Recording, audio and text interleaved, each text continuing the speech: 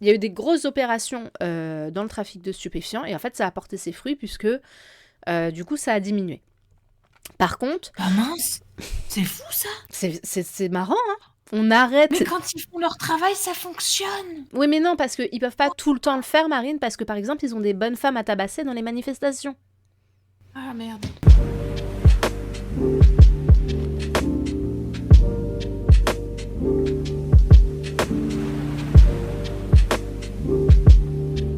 Donc bienvenue dans l'écho de nos réflexions, l'épisode numéro 5. On est ravis de vous retrouver avec Afidfid. Donc moi c'est Marine, maman Zèbre, et Afidfid Sabrina, nous sommes là aujourd'hui donc pour vous présenter l'écho de nos réflexions. C'est un espace vraiment de safe place où on va pouvoir discuter, parler de l'actualité, des choses qui nous ont nous impacté et qui nous ont marqué cette semaine. Et donc ça, on le fait en échange et avec vous. Du coup, présentation du petit overlay, qui ne va pas rester très longtemps avec nous parce qu'on le trouve trop chargé avec Marine, donc on est en train de voir comment est-ce qu'on va réaménager tout ça. Donc vous avez les différentes rubriques qui sont en train de se passer, et le petit cœur palpitant indique là où nous en sommes. Donc là, tout de suite, on vient de commencer, donc on est à l'intro, donc vous voyez le petit cœur qui, justement, est dessus. Ensuite, on va passer à la saveur du jour. Ce sont différentes informations d'actualité qui vont nous laisser un goût doux ou une saveur âcre dans la bouche. On enchaîne avec l'onde de fond qui est notre thème principal qui sera présenté cette fois-ci par Marine. Et enfin, nous avons le Kikadi, le petit jeu où on essaie de faire deviner l'une à l'autre des phrases de personnalité qu'on a entendues dans les différents médias. Sinon, comment ça va toi ? Moi ça va bien. Le week-end a été intense et je suis ravie de pouvoir me connecter aujourd'hui. Parce que hier j'avais quasiment pas internet. Mais tu sais pourquoi ? Tu sais à quoi c'est dû au final ou pas ? Ouais, c'est bon. J'ai eu un retard de facture.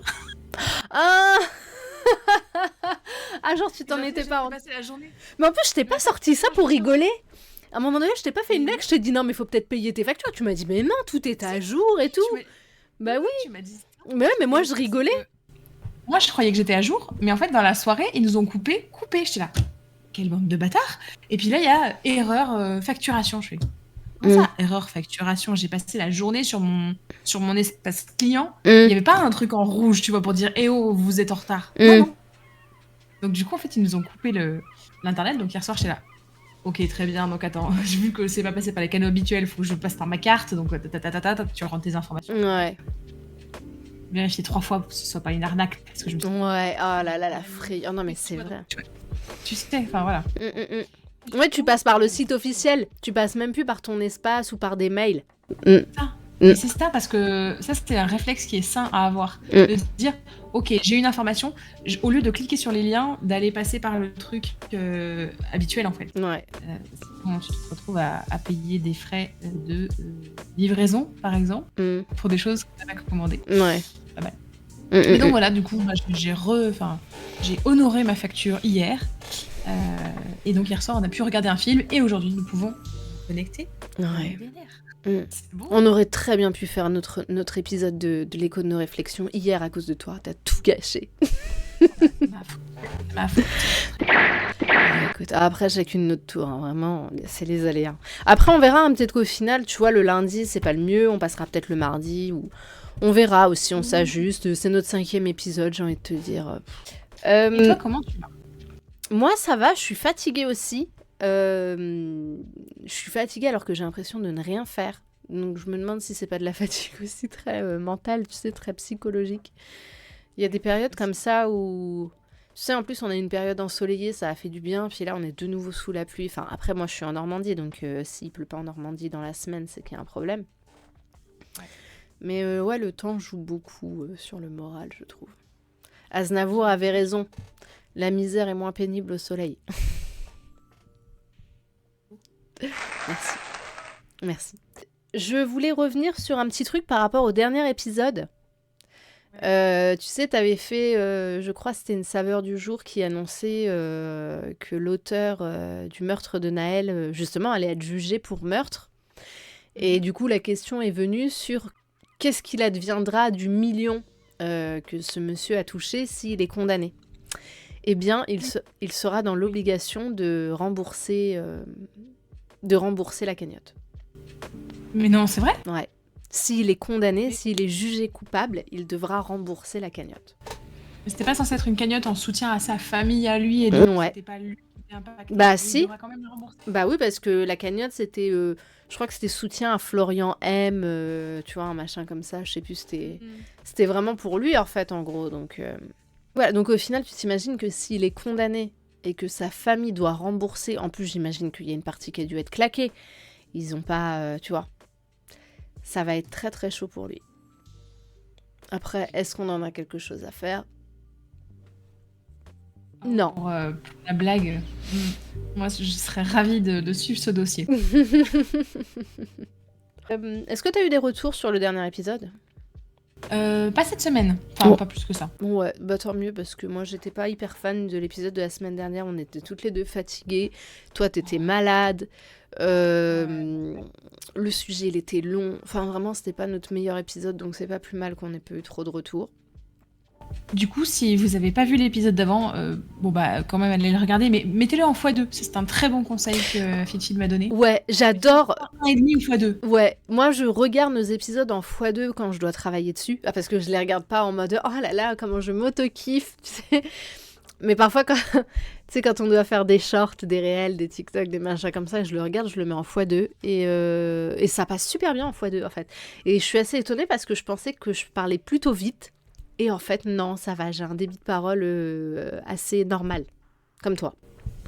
C'est un truc de fou. Alors déjà, moi, par rapport aux premiers épisodes, je trouve que ma diction a beaucoup changé. Mes idées sont plus Fluide. faciles à mettre en place. Ouais. Tu vois, donc c'est un très bon exercice personnel. Tant sur la diction, sur la diction. Oui. Et pas la diction.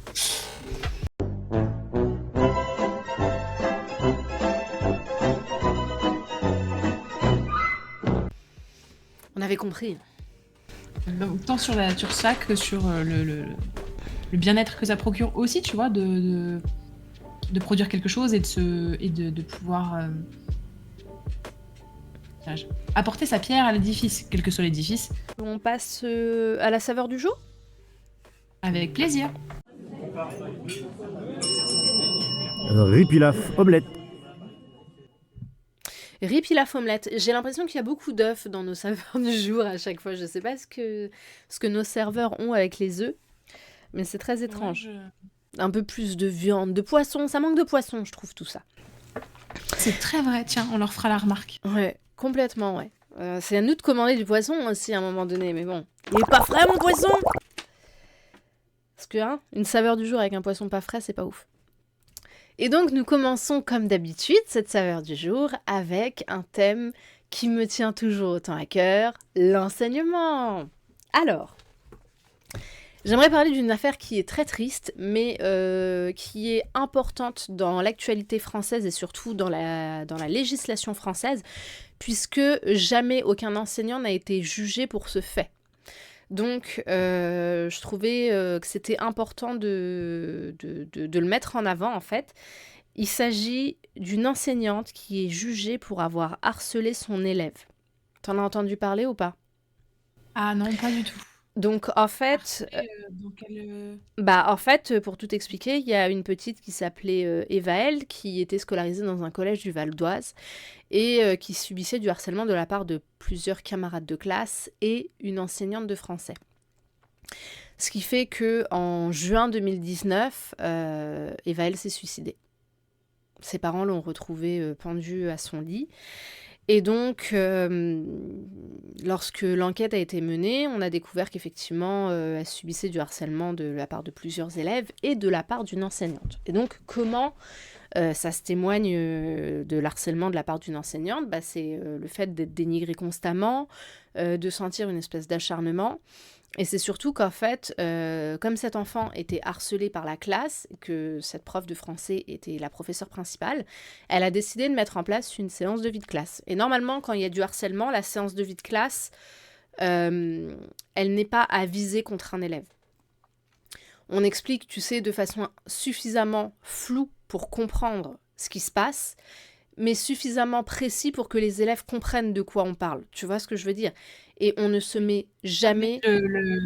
Les paillettes et le highlight sur la personne visée déjà par Oh, du harcèlement. voilà. Et on fait un rappel par rapport à la loi, par rapport à ce qu'est le harcèlement, par rapport à comment ça se témoigne, ce qu'on risque, ce que ça inclut, le triptyque du harcèlement, donc harceleur, harcelé et témoin, tu vois. On parle de tout ça et on est censé faire en sorte que la victime se sente en sécurité. Et là, en fait, ce qui s'est passé durant cette séance de vie de classe, c'est qu'en fait, l'enseignante a demandé à tous les élèves de dire à voix haute ce qu'ils reprochaient à Evaël. Donc, pendant 1 heure, tous les gamins ont craché leur venin sur la gamine, tu vois. Et la gamine était obligée de les écouter et de leur répondre. Et donc, bah, forcément, ce qui devait arriver à C'est quoi cette enseignante? Et elle était prof principale? prof principale de français dans un collège. Et donc, ce qui se passe, c'est qu'en fait, Elle va prendre cher. la petite, elle fond en larmes. Elle fond en larmes devant ce qu'elle est en train de vivre. Bien sûr, tu m'étonnes. Et là, l'enseignante lui dit un truc extraordinaire. Elle lui dit, alors non, par contre, t'arrêtes de pleurer. Bah oui. Faudrait pas que tu me montres que ce que je te fais est en train de te faire souffrir. Non, mais même, je t'endurcis, là, c'est bon. Et puis, c'est toi qui cherches un peu, hein, t'es qu'une sale gosse, tu vois. L'enseignante a été mise en garde à vue. Ensuite, elle a été mise sous contrôle judiciaire avec interdiction d'exercer et avec une obligation de soins. Donc moi, tu vois, cette obligation de soins, elle me gêne un peu, parce que qui dit obligation de soins dit un petit peu pas trop responsable de ses actes. Ah non, c'est pas pareil. Non, c'est pas pareil. L'obligation de soins, c'est comme, je sais pas moi, un homme violent qui battrait sa femme, qui se prend une obligation de soins, c'est-à-dire une fois que ta peine est terminée, tu dois faire un parcours de soins psychologiques parce que tes souffrances sont cause de ton comportement ignoble. Oui, mais Ça du veut coup, pas ça dire que donne t'as une fait un comportement justification. ignoble. Oui, mais du coup, ça donne une justification, tu vois. Moi, ça me gêne, tu vois. Il y a toujours une justification. Maintenant, c'est quand même. Enfin, moi, ce qui me gêne, c'est quand il n'y a pas d'obligation de soins. Parce que du coup, ça n'oblige pas les gens Ouais. qui ont fait des dingueries à se faire accompagner, aider psychologiquement. Parce qu'en fait, en France, on est sur de la répression. Ouais, je vois ce que tu veux dire. Tu vois, amende, incarcération, tout ce que tu veux. Mais en fait, il y a zéro politique de réinsertion sociale véritable en France. Ouais, mais moi, tu vois, moi, je l'avais pas lu, enfin, je l'avais pas compris comme ça. J'avais compris dans le sens où, en gros, peut-être, tu sais qu'elle était dans une phase de sa vie un peu compliquée, donc ça justifiait un petit peu ses actions vis-à-vis des élèves, tu vois. Alors que non, oui, je vois ce que tu veux dire, oui, et dans ce cas-là, c'est vrai que c'est positif, ouais. Ok.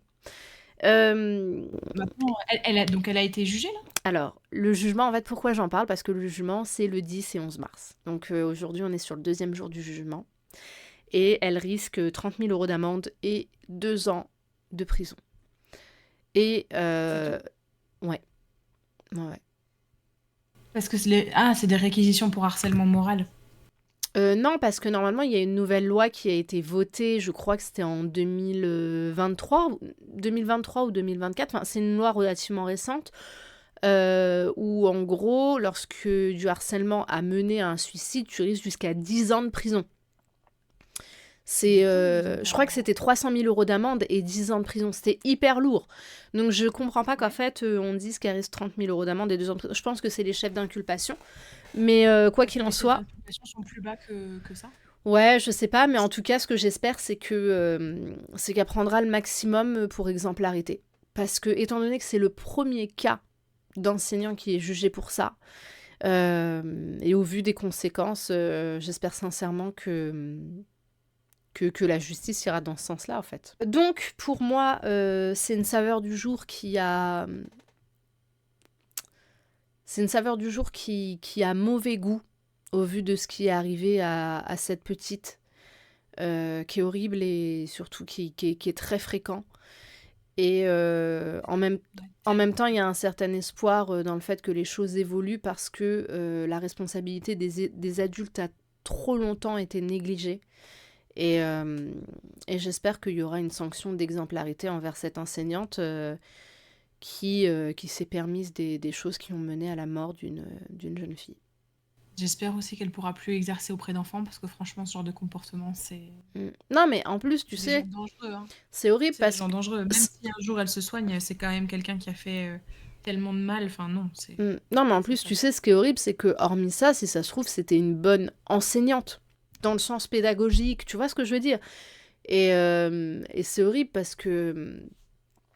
C'est horrible parce qu'en fait, en réalité, ça veut rien dire. Tu sais, si ça se trouve, ses cours étaient super, elle était hyper pédagogue, c'était hyper intéressant son contenu, mais à côté de ça, elle avait pas une attitude bienveillante. Ouais, de toute façon, ça c'est certain. Non, mais ce que je veux dire, c'est qu'en fait, un bon enseignant n'est pas forcément un bon pédagogue n'est pas forcément un bon éducateur, tu vois, une bonne personne, ça ne justifie rien. Et moi, c'est un petit peu ce truc-là qui me gêne dans le système scolaire. C'est qu'en fait, on demande des qualifications professionnelles, on demande un certain niveau d'études, mais on ne demande pas de valeur humaine. On ne demande pas à quelqu'un d'avoir un certain positionnement, une certaine empathie, une certaine posture et une certaine bienveillance envers l'élève. Et je pense que c'est pour Oui, ça que notre puis système éducatif est mauvais. Et puis une conscience aussi de la position d'autorité qui implique une responsabilité envers les élèves. Parce que c'est bien hein, d'être en position d'autorité et d'avoir du pouvoir et de dire ici c'est moi la loi, ou c'est moi qui ai le savoir et c'est vous qui écoutez. Maintenant, il faut quand même qu'en face, la personne, l'enseignant, soit capable de se rendre compte que cette position, elle implique que tout ce que tu dis va avoir un impact beaucoup plus fort Mm, que ce que les élèves se disent entre eux. mm, Donc, mm, mm. c'est une position de responsabilité et qui nécessiterait au moins des modules de formation dessus. Je suis pas certaine qu'il y en ait, quoi. Euh, Non, il n'y en a pas vraiment. Euh, Il n'y en a pas vraiment. En fait, tu as beaucoup de cours sur la pédagogie, mais après, tu vois, rien n'empêche. En fait, ce qui est intéressant dans le métier d'enseignant, et ça c'est souvent reproché, c'est que tu vois, souvent on dit oui, les enseignants, même quand ils ont des formations, c'est pendant leurs heures de cours, etc. Mais en fait, l'éducation nationale met à disposition énormément de formations pour les enseignants. C'est juste que elles sont rarement obligatoires, souvent c'est au bon vouloir de l'enseignant. Tu vois, de se dire, bah moi je veux une formation renforcée sur la laïcité, moi je veux une formation renforcée sur le tutorat par exemple, tu vois, et en fait tu demandes ça à l'éducation nationale ou à ton chef d'établissement. Et en fait, à la suite de ça, tu as des formations. Mais tu as des profs, en fait, qui se suffisent dans ce qu'ils font, tu vois. Ils estiment que ils sont à leur poste et qu'ils n'ont pas besoin d'évoluer, et donc ils s'arrêtent à là. Alors qu'en réalité, le métier de prof, c'est un métier qui est en constante évolution. Ouais, saveur du jour difficile. Moi, j'ai envie de revenir sur la journée du 8 mars. Journée Et internationale des droits de la femme, non? C'est pas ça? ça doit être ça. J'en ai entendu parler vaguement. Vaguement. Alors, à Paris, il y a eu donc des manifestations, des regroupements, des défilés, des personnes qui ont décidé de se rejoindre pour bah, manifester le fait que en ce 8 mars, on a encore un problème de droit international pour les femmes, que les femmes partout dans le monde et aussi en France n'ont pas les mêmes droits, n'ont pas les mêmes accès aux droits, n'ont pas les mêmes égalités de chances dans la vie. Et donc l'idée c'était voilà, de se regrouper. Et il y a le collectif d'extrême droite, Némésis, qui se qualifie indûment de féministe, ainsi que le collectif colonialiste sioniste Nous Vivrons, qui se sont regroupés ensemble et qui se sont dit et si on allait marcher nous aussi Ouais, bah marchez plus loin. Voilà. Vous voyez la forêt là-bas? Allez marcher là-bas. La terre est assez grande pour que vous marchiez ailleurs, non? Non, elles ont décidé de marcher Avec des femmes noires, des femmes trans, des femmes d'autres cultures, d'autres religions. Eh ben non, parce qu'en fait, elles ont pu parader sous la protection d'une importante escorte policière. Voilà, donc c'était très sécurisant, très cocoon, très sympa. Donc tu voyais des hommes en armure de guerre protéger les femmes racistes, sionistes, fascistes, voilà, qui étaient là pour cracher leur venin et dire que on veut plus des migrants. Enfin bref. Plot twist, tu retournes la pièce et là, donc t'avais ces mêmes flics, leurs mêmes potes, armés jusqu'aux dents, qui ont chargé le cortège féministe, intersectionnel, antifasciste, antiraciste, voilà, les vrais quoi, hein, les féministes. Donc du coup, la police en tenue de combat en cette journée internationale du droit des femmes, mais pas toutes les femmes. Ça revient un petit peu au sujet du rôle de la police dans notre État, en fait. C'est que à la base, la police est là pour protéger la population. À la base, la police a été créée sous Vichy.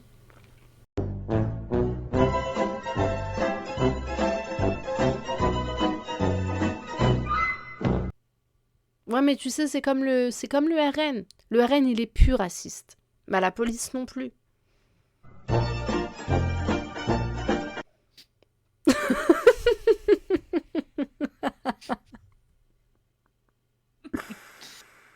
Voilà. Non, bah c'était important d'en parler. T'as très bien fait. Donc c'est une saveur du jour bien pourrie, mais pas étonnante. Tu vois de la viande avec la pellicule verte dessus. Ah non, mais tu sais c'est quoi? C'est qu'on l'a assaisonné et qu'on l'a fait cuire. Alors cette saveur du jour, elle a une fonction d'information. Parce que, en fait, c'est le cher député LFI, Monsieur Léaumont, qui a parlé de chiffres du ministère de l'Intérieur qui étaient sortis par rapport à l'insécurité en France. Oui. Donc la première chose, c'est que d'abord, je vais parler de ces chiffres. Donc en fait, ce sont des chiffres qui sont pris entre 2018 et 2024. Donc où il y a une progression, ou une stagnation, ou alors ça a empiré. Vol avec et sans arme à feu en baisse. Vol contre personne en baisse. Cambriolage en baisse. Vol de véhicules et dans les véhicules en baisse. Destruction et dégradation de biens en baisse. Donc c'est top tout ça déjà, tu vois. Super. Bah vraiment, dans un pays où on dit qu'aujourd'hui on craint pour l'insécurité, quand on se rend compte que depuis 2018 tout ça c'est en baisse, c'est une très bonne nouvelle.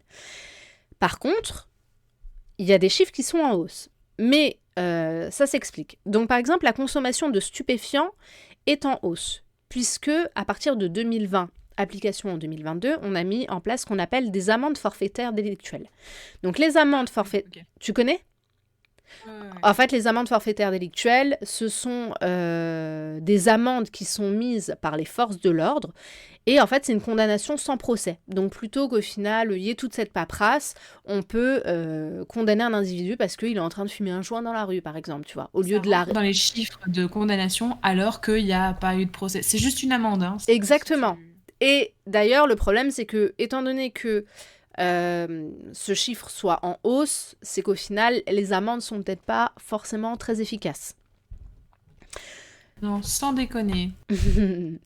Ensuite, on a le trafic de stupéfiants qui a été en hausse pendant un moment, un léger pic, et ensuite très en baisse. En fait, ce qui s'est passé, c'est qu'il y a eu pendant un moment une très très grosse vague d'interpellations. Pour le stupéfiant, en fait, il y a eu des... Comment on appelle ça ? Tu sais, quand au final, t'as des espèces d'assauts qui sont menés... Des opérations ? Voilà. Il y a eu des grosses opérations dans le trafic de stupéfiants. Et en fait, ça a porté ses fruits puisque, du coup, ça a diminué. Par contre... Ah mince ! C'est fou, ça ! C'est marrant, hein ? On arrête... Mais quand ils font leur travail, ça fonctionne ! Oui, mais non, parce qu'ils peuvent pas tout le temps le faire, Marine, parce que, par exemple, ils ont des bonnes femmes à tabasser dans les manifestations. Ah, merde. Bah oui, mais bon, mets-toi à la page aussi, Marine. Elles sont cons aussi. Ah non, mais qu'elles sont cons aussi de manifester. Bah oui, elles peuvent pas fermer leur gueule et aller à la cuisine, ces bonnes femmes. Non, merde. Ouais. Non, mais quand même. Non, mais elles ont pas une omelette à aller foutre. Bande de mégères. J'en étais, voilà, aux escroqueries, aux moyens de paiement en hausse, puisque il n'y a pas de loi là-dessus. Donc, bah forcément... Oui, et puis la digitalisation post-Covid, effectivement, il y a beaucoup plus de trafic en ligne. D'ailleurs, c'est à mettre en lien avec l'augmentation monstrueuse du trafic de colis en France. Ah, d'accord. Le flux, oui, j'ai bien compris.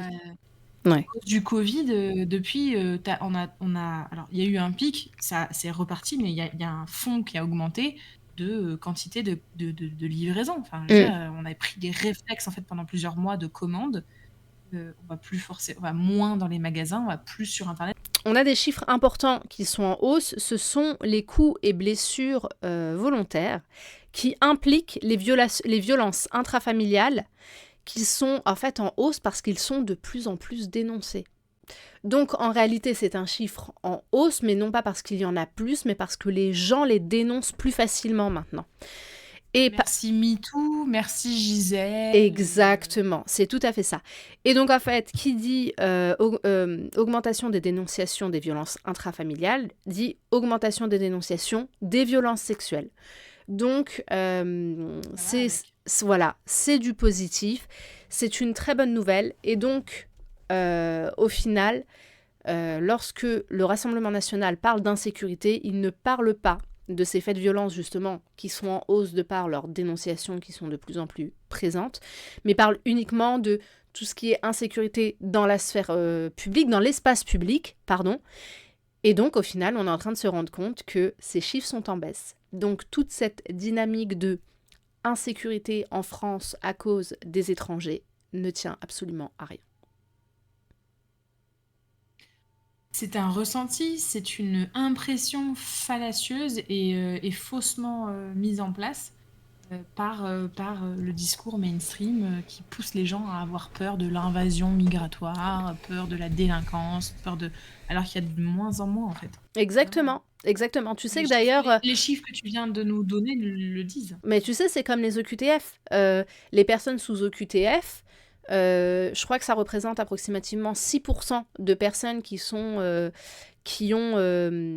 commis une incivilité ou, tu sais, entre autres. Et je crois que les gens qui ont eu une condamnation, c'est 2%. Donc en réalité, les personnes sous OQTF, la majorité, où ils ont suivi un cursus scolaire complet, ou alors ils sont vraiment intégrés dans la vie active. Et c'est surtout qu'en fait, on se rend compte qu'il y a énormément de gens qui sont sous OQTF et qui sont dans ce qu'on appelle les métiers en tension. L'artisanat, les médecins. Ouais, c'est ça, bah exactement. D'ailleurs, on en parlait la dernière fois, tu vois, parce que quand on avait fait cette rubrique sur les médecins qui devaient entamer une grève de la faim s'ils n'aboutissaient pas à leurs négociations, ils sont actuellement en grève de la faim. Et, la prochaine étape, c'est qu'ils vont quitter le pays. Donc aujourd'hui, le désert médical dans lequel on est va encore plus s'accentuer. Très sincèrement, alors j'imagine que la plupart vont quitter le pays et pas rentrer chez eux comme dit Faf sur Internet. Non, ils vont aller justement là où l'herbe est plus verte. Donc bien sûr. En Allemagne, en Autriche, en Angleterre, enfin d'autres pays d'Europe. Mais ils peuvent aller où ils veulent, hein. Ils peuvent aller en Suisse, en Belgique, ils peuvent aller au Canada. Ils ont l'embarras du choix. Je veux dire, des médecins, on en a besoin partout. Donc, ou alors, tu sais, ils peuvent aussi se rattacher, par exemple, à des organismes qui travaillent à l'international. Par exemple, rejoindre Médecins sans frontières et aller dans des pays ailleurs, tu vois ce que je veux dire. Mais du coup, en fait, ils n'exerceront plus en France. Et du coup, qui va encore en pâtir ? Bah, c'est nous, c'est le peuple, comme toujours. Les petites gens. Voilà. Les petites gens qui votent quand même RN et qui se rendent pas compte que en fait, la haine de l'autre, ça nous maintient en bas de l'échelle en fait. Ouais, c'est ça. Je te laisse enchaîner avec ta dernière saveur du jour. Oui. Alors, à seulement 40 km de la frontière entre la Corée du Sud et la Corée du Nord, un avion de guerre a largué 8 bombes par erreur sur un village. Pas une, pas deux, pas trois, non. 8, mesdames, messieurs. 8 bombes. Et il venait d'où cet avion ? De Corée du Sud. Un avion. Les mecs, ils faisaient un exercice militaire avec l'avion chargé et par erreur, oups, 8 bombes sur un village, par miracle, 0 mort, 15 blessés. Un village de Corée du Sud ? Oui. Ah, j'ai eu peur. Mais attends, si on n'est pas en 3e guerre mondiale aujourd'hui, c'est parce que c'est un avion de Corée du Sud sur un village de Corée du Sud. Ah ouais, et tu m'as fait peur. Je me suis dit, mais qu'est-ce qu'elle annonce ? Elle est en train de dire que ça y est, on rentre dans la 3e guerre mondiale. Waouh. 3e guerre mondiale. Ouais, non. Non. Mais alors, on est passé à ça. Hein. Ouais. Par erreur. Non, mais tu sais qu'en plus, par erreur, au vu de l'honneur des Coréens, ce mec va prendre très très cher. Hein. Heureusement, il y a pas de mort. Hein. Heureusement, il n'y a pas de mort. Mais là, Et du coup, j'ai une citation à accoler à cette news euh, qui est: La guerre est une chose beaucoup trop grave pour la laisser aux militaires. Notre cher ami Georges Clémenceau, qui pourtant était quelqu'un d'assez belliqueux, mais ouais, c'est vrai en plus, ouais. qui pour le coup avait très très raison. Ouais. Saveur du jour coréenne. Comment dire? Acidulé. Ouais. Ouais. C'est qu'en fait. Non, tu sais quoi? C'est à la on a dépassé la date de consommation, mais on n'a pas atteint la date de péremption. C'est ça. Ça. Des à ça de la date de péremption. À ça. Ouais, c'est ça, exactement. J'avais une autre petite saveur du jour, mais il nous reste pas beaucoup de temps. Du coup, on va vite fait l'aborder en une phrase. C'est au sujet de Jean-Michel Apathy. Donc Jean-Michel Apathy, qui a eu une journée de sanction de la part d'RTL pour les propos qu'il a tenus sur le massacre d'Ouradour-sur-Glane, en disant qu'il y en a eu des milliers, des centaines en Algérie, qui est d'ailleurs un fait historique, a décidé de se retirer d'RTL parce qu'il estime que si il revient après cette journée de sanctions, ça veut dire qu'il avalise qu'il a effectivement commis une faute. Or, il estime qu'il n'a pas commis de faute, surtout lorsqu'on voit qu'il a simplement fait des rappels historiques sur des faits qui se sont vraiment produits, et surtout sur le fait que on ne peut pas se permettre de sanctionner une personne comme Jean-Michel Apathy pour un propos qui est vrai, qu'il a dit, alors qu'on tolère des gens comme Zemmour, comme Barbara, je sais plus quoi, là, dont j'ai même pas envie de retenir le nom, enfin... Lefebvre. Voilà. Contre... Non, mais c'est même pas qu'on les tolère, c'est qu'ils sont invités et mis en avant. Ouais, voilà. Donc, je trouve que le signal de Jean-Michel Apathy est quelque chose de très fort. Une très belle saveur du jour, même si ça découle d'un malheur, parce que c'est un geste qui est très symbolique, à mon sens. Oui, symbolique et noble. Maintenant, moi, ce qui me porte vraiment peine, c'est que le virage à l'extrême droite dans les médias mainstream est consommé. C'est-à-dire que même un père la morale boomer semi-woke, mais qui avait encore sa place dans les médias, n'est plus. Ouais. En tout cas, n'est plus dans les médias mainstream. Donc, ouais. Bah, après, il est toujours dans le quotidien. Il est toujours dans le quotidien, mais il adorait RTL. Il disait que c'était un déchirement pour lui parce qu'il adorait RTL. Il s'entend très bien avec la direction, avec ses collègues, etc.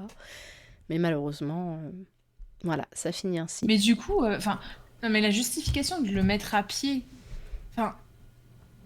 si tu fais un fact-checking de ce qu'il a dit, c'est un fait historique, ouais. Mais c'est ça. Non, je suis d'accord. Surtout qu'en plus, alors lui, il a fait une comparaison sans nommer. Tu sais, en rhétorique, ça a un nom, je sais plus comment ça s'appelle, mais en gros, tu sous-entends sans dire.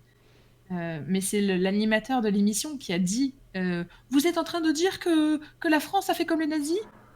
C'est lui qui a balancé le mot nazi, tu vois. Ouais, c'est vrai en plus. Et quand tu réécoutes l'extrait, t'es là. En fait, c'était un découlement intellectuel. En fait, c'est qu'en fait, il a parlé d'une chose et ça amenait à une réflexion sur l'origine, si c'est l'œuf ou la poule qui est arrivé en premier, quoi. Et son raisonnement était tout à fait logique. Donc voilà. Ce qui fait qu'on va clôturer cette saveur du jour. Et on va passer à l'onde de fond.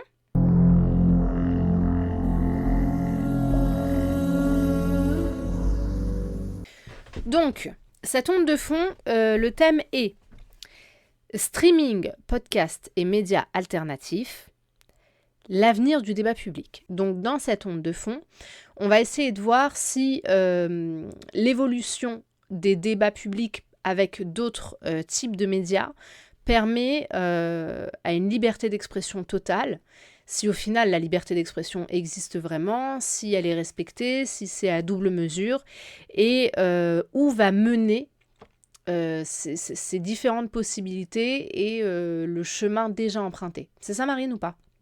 Exactement, exactement. Moi, j'avais envie de commencer par le fait que donc, tous ces nouveaux médias, podcasts, que ce soit sur YouTube, sur Twitch, aussi sur Instagram, TikTok, enfin, il y a tout plein de canaux aujourd'hui. Et ça nous fait ça offre en fait une révolution de l'accès à la parole publique. Preuve en est, tu vois, enfin, nous, on est là. Ouais. Donc n'importe qui peut lancer un podcast ou un live Twitch. Après, c'est beaucoup de boulot, donc Mais je crois que le chiffre, il est essaye de énorme. le faire. Je crois que c'est 70% d'abandon des gens qui se lancent dans les podcasts. C'est un chiffre énorme. Ben, enfin, je comprends, on comprend maintenant.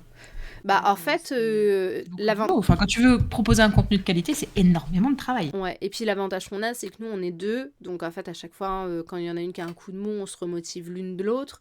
Et en fait, d'entrée de jeu, on s'est dit qu'on faisait pas ça pour Pour la l'argent fame. ou la fame. Ouais, exactement. Qu'en fait, on faisait ça un petit peu pour éviter d'aller se payer un psy parce que ça coûte beaucoup trop cher. Et C'est exactement ça, en vrai. Ben, quelque part, même si on est là pour traiter de sujets importants et de discuter et de proposer du contenu, au final, le résultat, c'est que toi et moi, ça nous permet de maintenir un lien avec l'extérieur, de proposer quelque chose et Ah, moi, j'y vois un résultat que je peux offrir au monde. elle s'est prise pour un Avenger, la fille. Non, mais il y a un résultat concret, tu vois. Il y a un résultat concret. On publie le jeudi, il y a ce montage, il y a... Voilà. Il y a un Ouais, et résultat puis concret en qu'on peut fait, partager. on apprend de nouvelles compétences, ça nous permet. Moi, je me disais la dernière fois, le truc qui est vachement positif dans ça, c'est que déjà, en fait, toutes les semaines, on apprend des choses, puis on est obligé de se mettre au fait de l'actualité. C'est ça. On T'es n'a pas le obligé de choix. rester connecté. Ouais, il y a des C'est du fois contenu, où t'es obligé de... t'es là, tu scrolles sur ton téléphone, tu regardes n'importe quoi, du contenu, mais tellement, tu sais, juste du divertissement qui est vraiment pas intéressant. Et en fait, à un moment donné, tu te dis, ouais, mais j'ai quand même le podcast à préparer. Et du coup, tu vas fouiller un peu à gauche, à droite, à l'international, en France. Tu cherches des sujets, tu te dis, ah tiens, il faudrait peut-être que j'approfondisse ça. Et en fait, bah, on s'enrichit intellectuellement sans le Exactement. vouloir. Ouais, ouais. Après, il faut être de nature curieux. Il faut quand même bien aimer Je pense qu'on découvrir serait les pas là choses. si c'était pas le cas. Ouais, ouais, je suis d'accord aussi. Mais donc, voilà, donc n'importe qui peut lancer un podcast.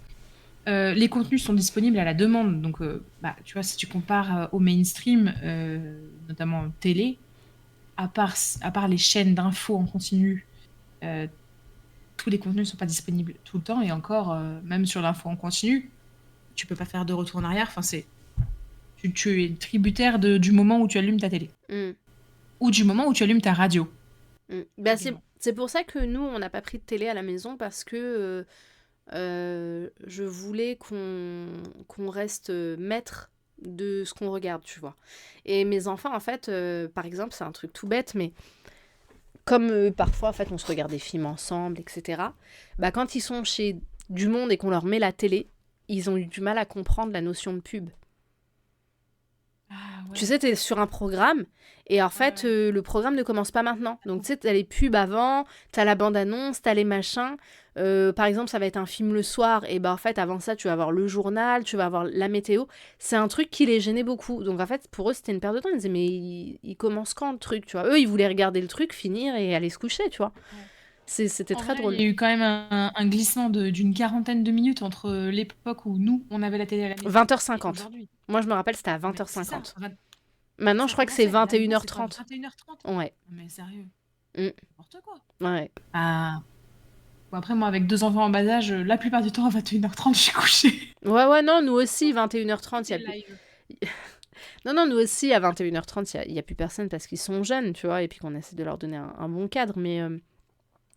Mais c'est vrai que des soirées films comme à l'époque, on peut plus en faire. En tout cas, avec les plus petits, tu vois. C'est l'époque de Noël, ils aiment bien mettre des trucs un peu familiaux, etc. Bah, tu peux même plus. Bah, trop de pub, quoi. Ouais. Tu te fais bombarder, c'est... Mm. Non.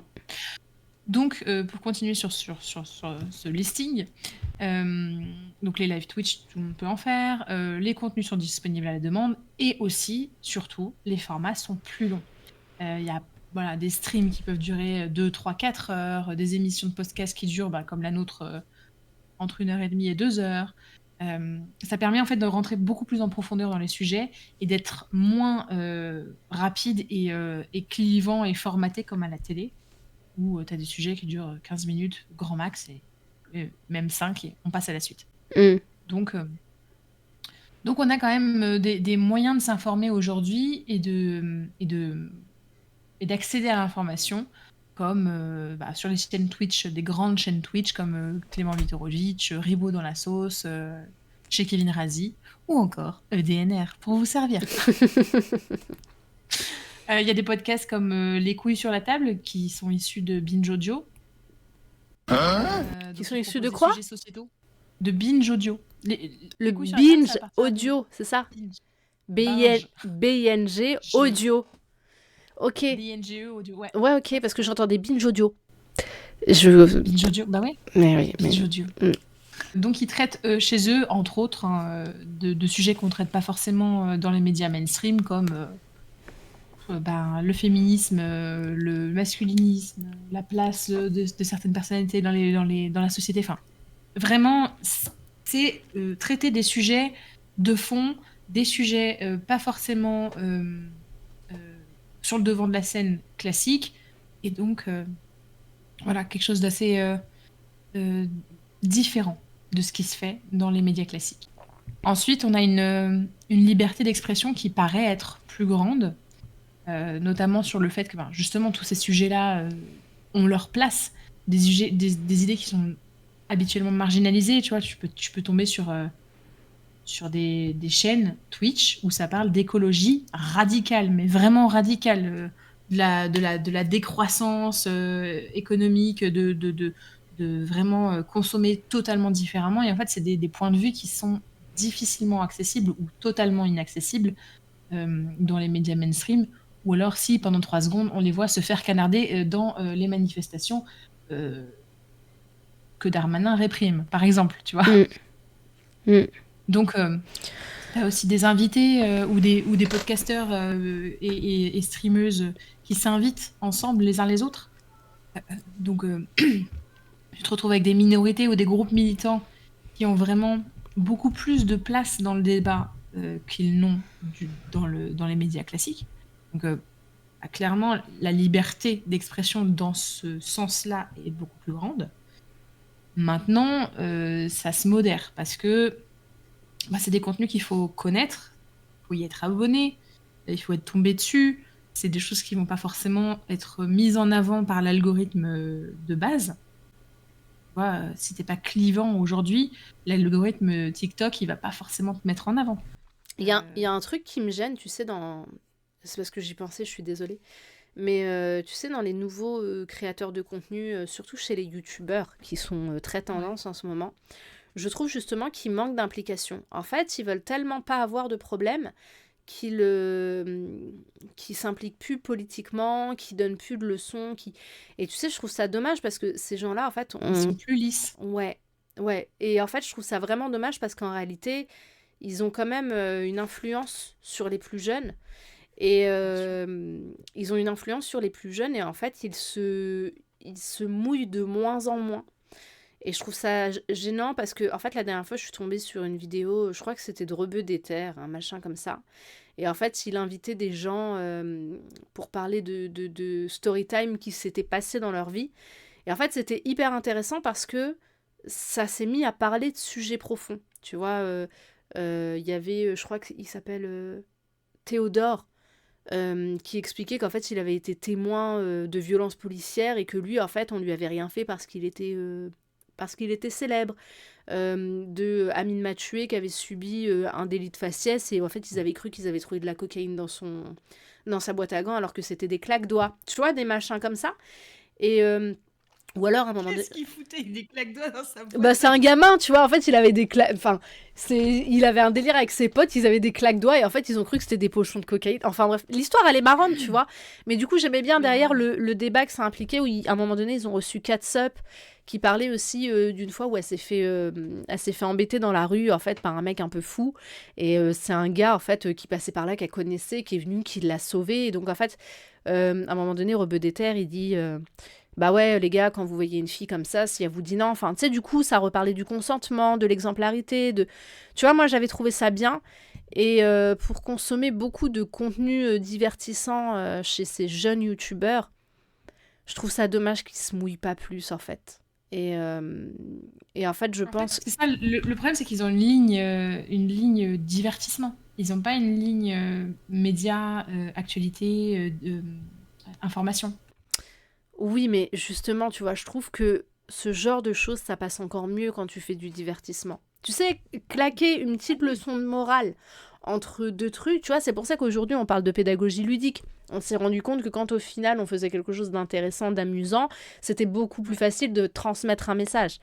Et c'est ça qui est un petit peu dommage, c'est qu'en fait, j'ai l'impression que ils veulent juste faire ce qu'ils aiment faire et continuer à le faire de façon pérenne.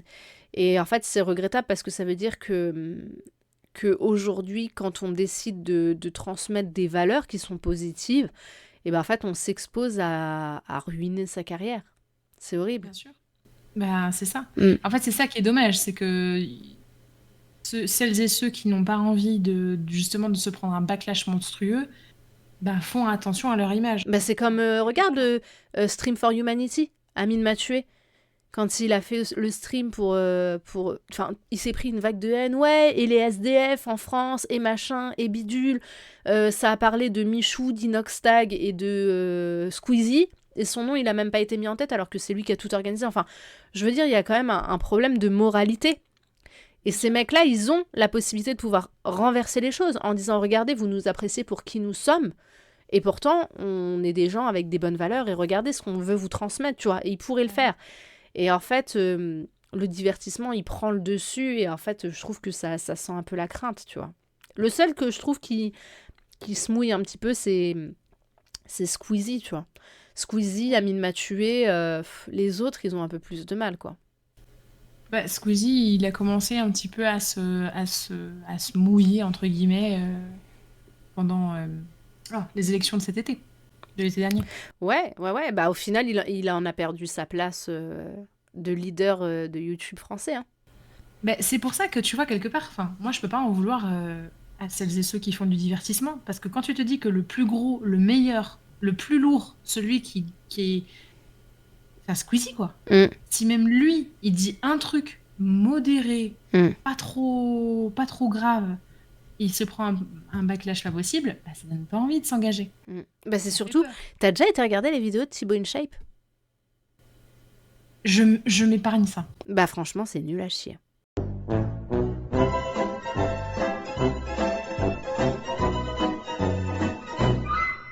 Enfin, après, les goûts et les couleurs. Les goûts et les couleurs. Mais justement, ils prospèrent. Pourquoi ? Parce que leur format, il est clivant. Tout ce qu'ils disent, c'est clivant.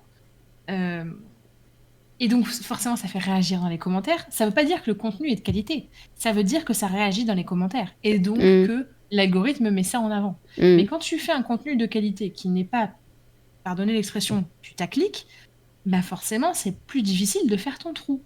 Tu as des médias alternatifs de droite, je prends Frontières ou TV Liberté, qui utilisent les mêmes codes et qui du coup gagnent de l'audience parce que eux ils sont naturellement putaclic parce que la droite, c'est des idées clivantes et nauséabondes et forcément ça fait réagir et ça fait réagir même les gens, les bien-pensants, tu vois, comme nous, qui allons commenter, nous, Mohamed et moi. Toi, je sais que tu fais attention à ce que tu commandes, mais... mais nous, tu vois, les réactiles, on est là genre... Qu'est-ce que c'est que ce contenu de merde ? Ouais, c'est vrai. En plus, tu sais que j'ai repensé il y a pas longtemps parce que je suis retombée sous une vidéo et Et quand j'ai ouvert la vidéo, ça marquait « Ouais, tous les gens qui la critiquent, vous êtes trop grave, c'est pas bien. » Et en fait, j'avais aucune des critiques. Et je me suis rendu compte qu'il fallait que j'aille tout en bas si je voulais voir les critiques. Et je dis « Purée, mais j'aurais bien voulu savoir, moi, les critiques quand même, un petit peu, tu vois. » Mais mon algorithme, il est trop bienveillant. Du coup, ça me mettait que des gens qui défendaient des critiques que je pouvais pas voir. Ouais. C'est chou. C'était trop mignon. Donc voilà, tu vois, le piège en fait, dans ces nouveaux médias alternatifs et cette façon de consommer du contenu, c'est que t'es soumis à l'algorithme.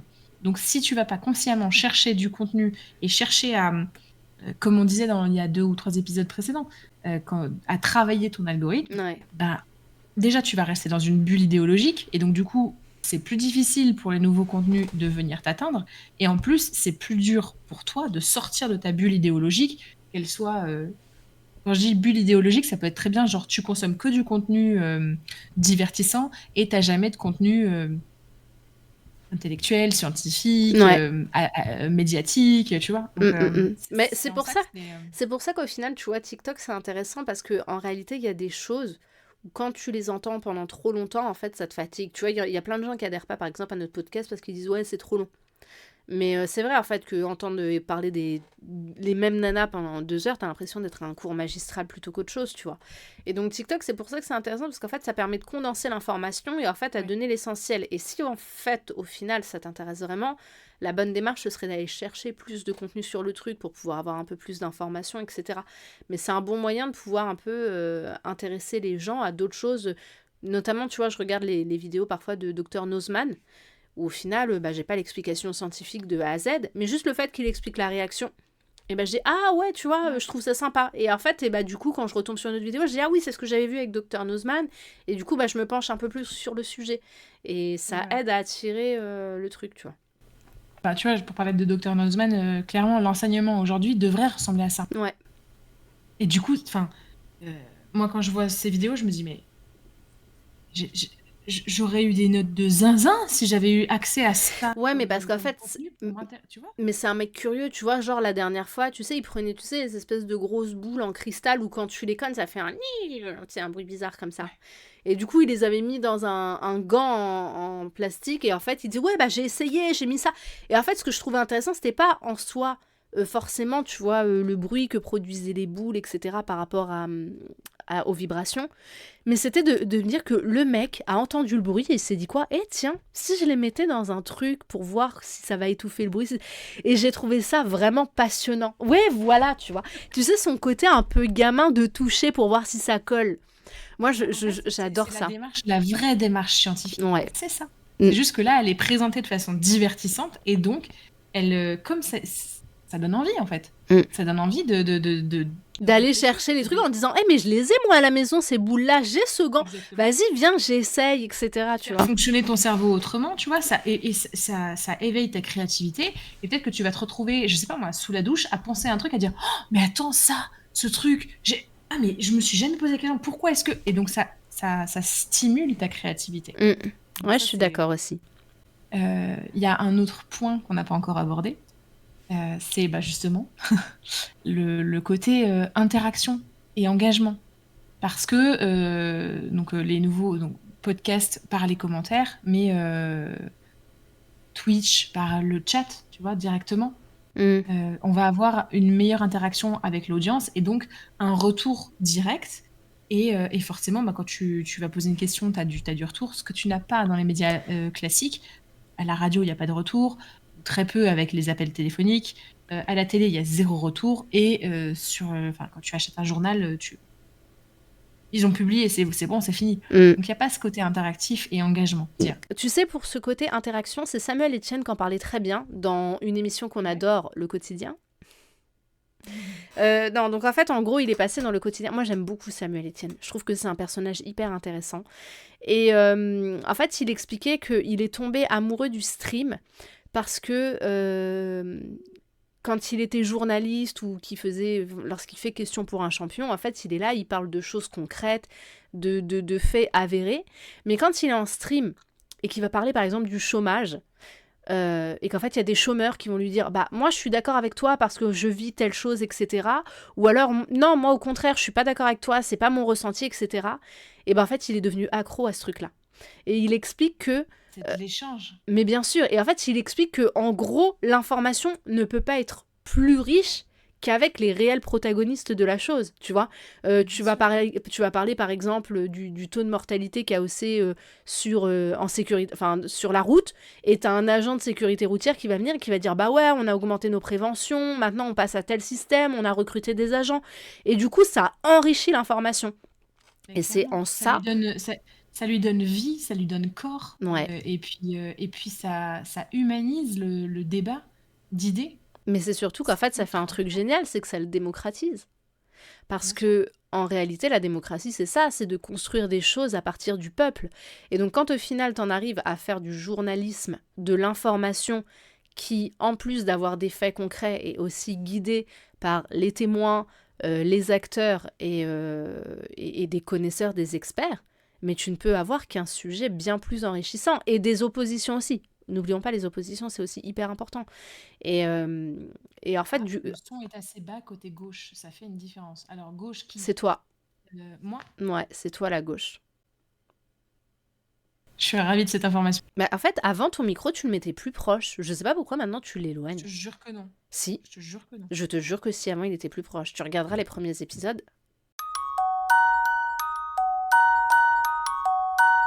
Ouais. Je le mets comme ça. Bah avant, il était carrément plus proche, mais bien sûr. Bon, oui, mais bon, hein, tu te rappelles de ce qu'on s'est dit de ce micro quand je l'ai branché la première fois. Maintenant, moi, j'ai peur, tu vois. J'ai peur des montages que tu pourrais faire parce que je te connais. Non, je me permettrai jamais de faire un tel montage. Oui, mais on y pensera, tu vois. Et je pense que d'autres personnes derrière leur écran y penseront aussi. Moi, je pense que personne n'aurait pensé à ça si tu n'en avais pas parlé. Mais forcément, moi, j'aime bien mettre les pieds dans le plat. Ah bah là t'as plongé, là, Et les c'est doigts dans la prise. saut de l'ange, saut de l'ange. Tu vois, Flo, il s'y connaît, il a marqué « Ouais, la proximité du Yeti, c'est mieux. » Oh, Lui, il a vu juste un micro Yeti. Il n'a rien vu d'extraordinaire. Voilà. Il a pas vu une bite bleue comme toi. Bref. Moi, j'ai dit ça? Mais tu jamais l'as de la vie. J'aurais jamais osé. Non, c'est vrai. C'est d'ailleurs pour ça que j'ai acheté la même en noir.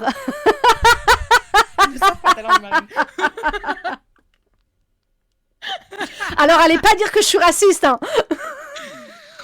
On a tous un micro devant nous. Oui, mais ça, alors on n'a pas tous la même taille de micro, tu vois, parce que la taille, c'est très important. Et l'emplacement. Non, mais tu vois. Écoute, moi je pense qu'il faut... Des problèmes comme ça que je comprends les gens qui ont un bras avec un micro. Okay, non, bon, attention. T'es prête? Concentration. On s'y remet. Bref, on disait donc cette nouvelle forme d'engagement avec les médias alternatifs, elle est ultra positive, notamment parce que l'audience, elle est co-créatrice du contenu. On en a la preuve avec l'extrait qui sera coupé au montage. Les discussions pas sûr, c'est moi qui gère le montage, je ne sais pas ce que j'en ferai. On verra, j'ai peur. Donc les discussions sont souvent aussi moins agressives qu'à la télévision parce que t'as moins... Comme il y a une interaction, il y a aussi une pondération et une modération. Et on se finit pas à avoir un Alain Finkielkraut qui fait « Taisez-vous !» Donc en fait, les formats longs, c'est cet avantage-là, c'est que ça te permet de prendre le temps et de discuter dans le fond et donc de pas rester sur la surface et sur la forme. Ouais, et après, le désavantage aussi, c'est que ça fait beaucoup de dérapage, tu vois. Moi, je sais que y a des fois où j'avance des choses en réflexion sans avoir le fait final. Et donc, en fait, je me dis, si je tombe sur quelqu'un d'un peu naïf qui écoute mes propos et qui se dit « Ah, mais en fait, elle a raison !» et qu'en fait, après, je vais faire mes recherches et je me dis « Ah ouais, mais en fait, j'ai dit de la grosse merde. » C'est un peu compliqué, tu vois. Il est là aussi le souci, c'est qu'en fait, on peut parler plus vite que ce qu'on devrait, tu vois. En fait, tu vois, par exemple, la dernière fois, j'ai re-regardé le sujet de la semaine dernière sur le conflit Ukraine-Russie, où j'essayais d'expliquer, tu sais, la base géopolitique, etc. Et en me re-regardant, je me suis dit, mais c'est un peu chelou parce qu'on a l'impression que je suis pro-russe. Alors qu'en fait, c'est pas du tout ce que je veux mettre en avant, tu vois. C'est qu'en fait, je voulais expliquer qu'en gros, c'était une réaction disproportionnée à une potentielle mise en danger, alors qu'en réalité, il n'y avait rien. Et quand je me suis re-regardée, je me suis dit, mais ça, c'est un truc, en fait, à te mettre dans la sauce tout seul, ou alors à motiver les gens qui se disent, ouais, faut arrêter de donner de l'argent à l'Ukraine, faut machin, faut... Alors que c'est pas du tout, tu vois, là où je voulais en venir. Et c'est ça qui est En fait, c'est compliqué. ça. Le truc, c'est qu'on est habitué à avoir une position. C'est-à-dire que là, tu parles d'un sujet de géopolitique. On est habitué à détester la Russie parce on nous a obligés à détester la Russie. Donc aujourd'hui, tu mets Russie dans n'importe quelle phrase, c'est là, oui, mais non, mais t'es pro-russe. Non, en fait, on peut juste être pro-histoire et comprendre les dynamiques et pas dire il y a un méchant, il y a un gentil. En fait, on est tellement habitué à la façon de voir hollywoodienne de l'actualité. Mm. C'est Oui, ce côté forcément un manichéen, en méchant. fait. Ouais, C'est ça. carrément. Et non, en fait. Puis déjà, enfin ouais, non, c'est clair. Il y a toujours, dans notre façon de penser, il faut qu'on sorte de ça. Il faut qu'on arrive à relancer la machine intellectuelle dans chaque cerveau de France et du monde. Il n'y a pas que une vérité tout blanc, tout noir. Il n'y a pas que des méchants et des gentils. Tu vois, la France n'est pas que un pays des droits de l'homme. C'est aussi un pays de la violence policière. Mm. Mm. Faut accepter ça. Faut essayer d'en parler pour essayer de déconstruire le truc.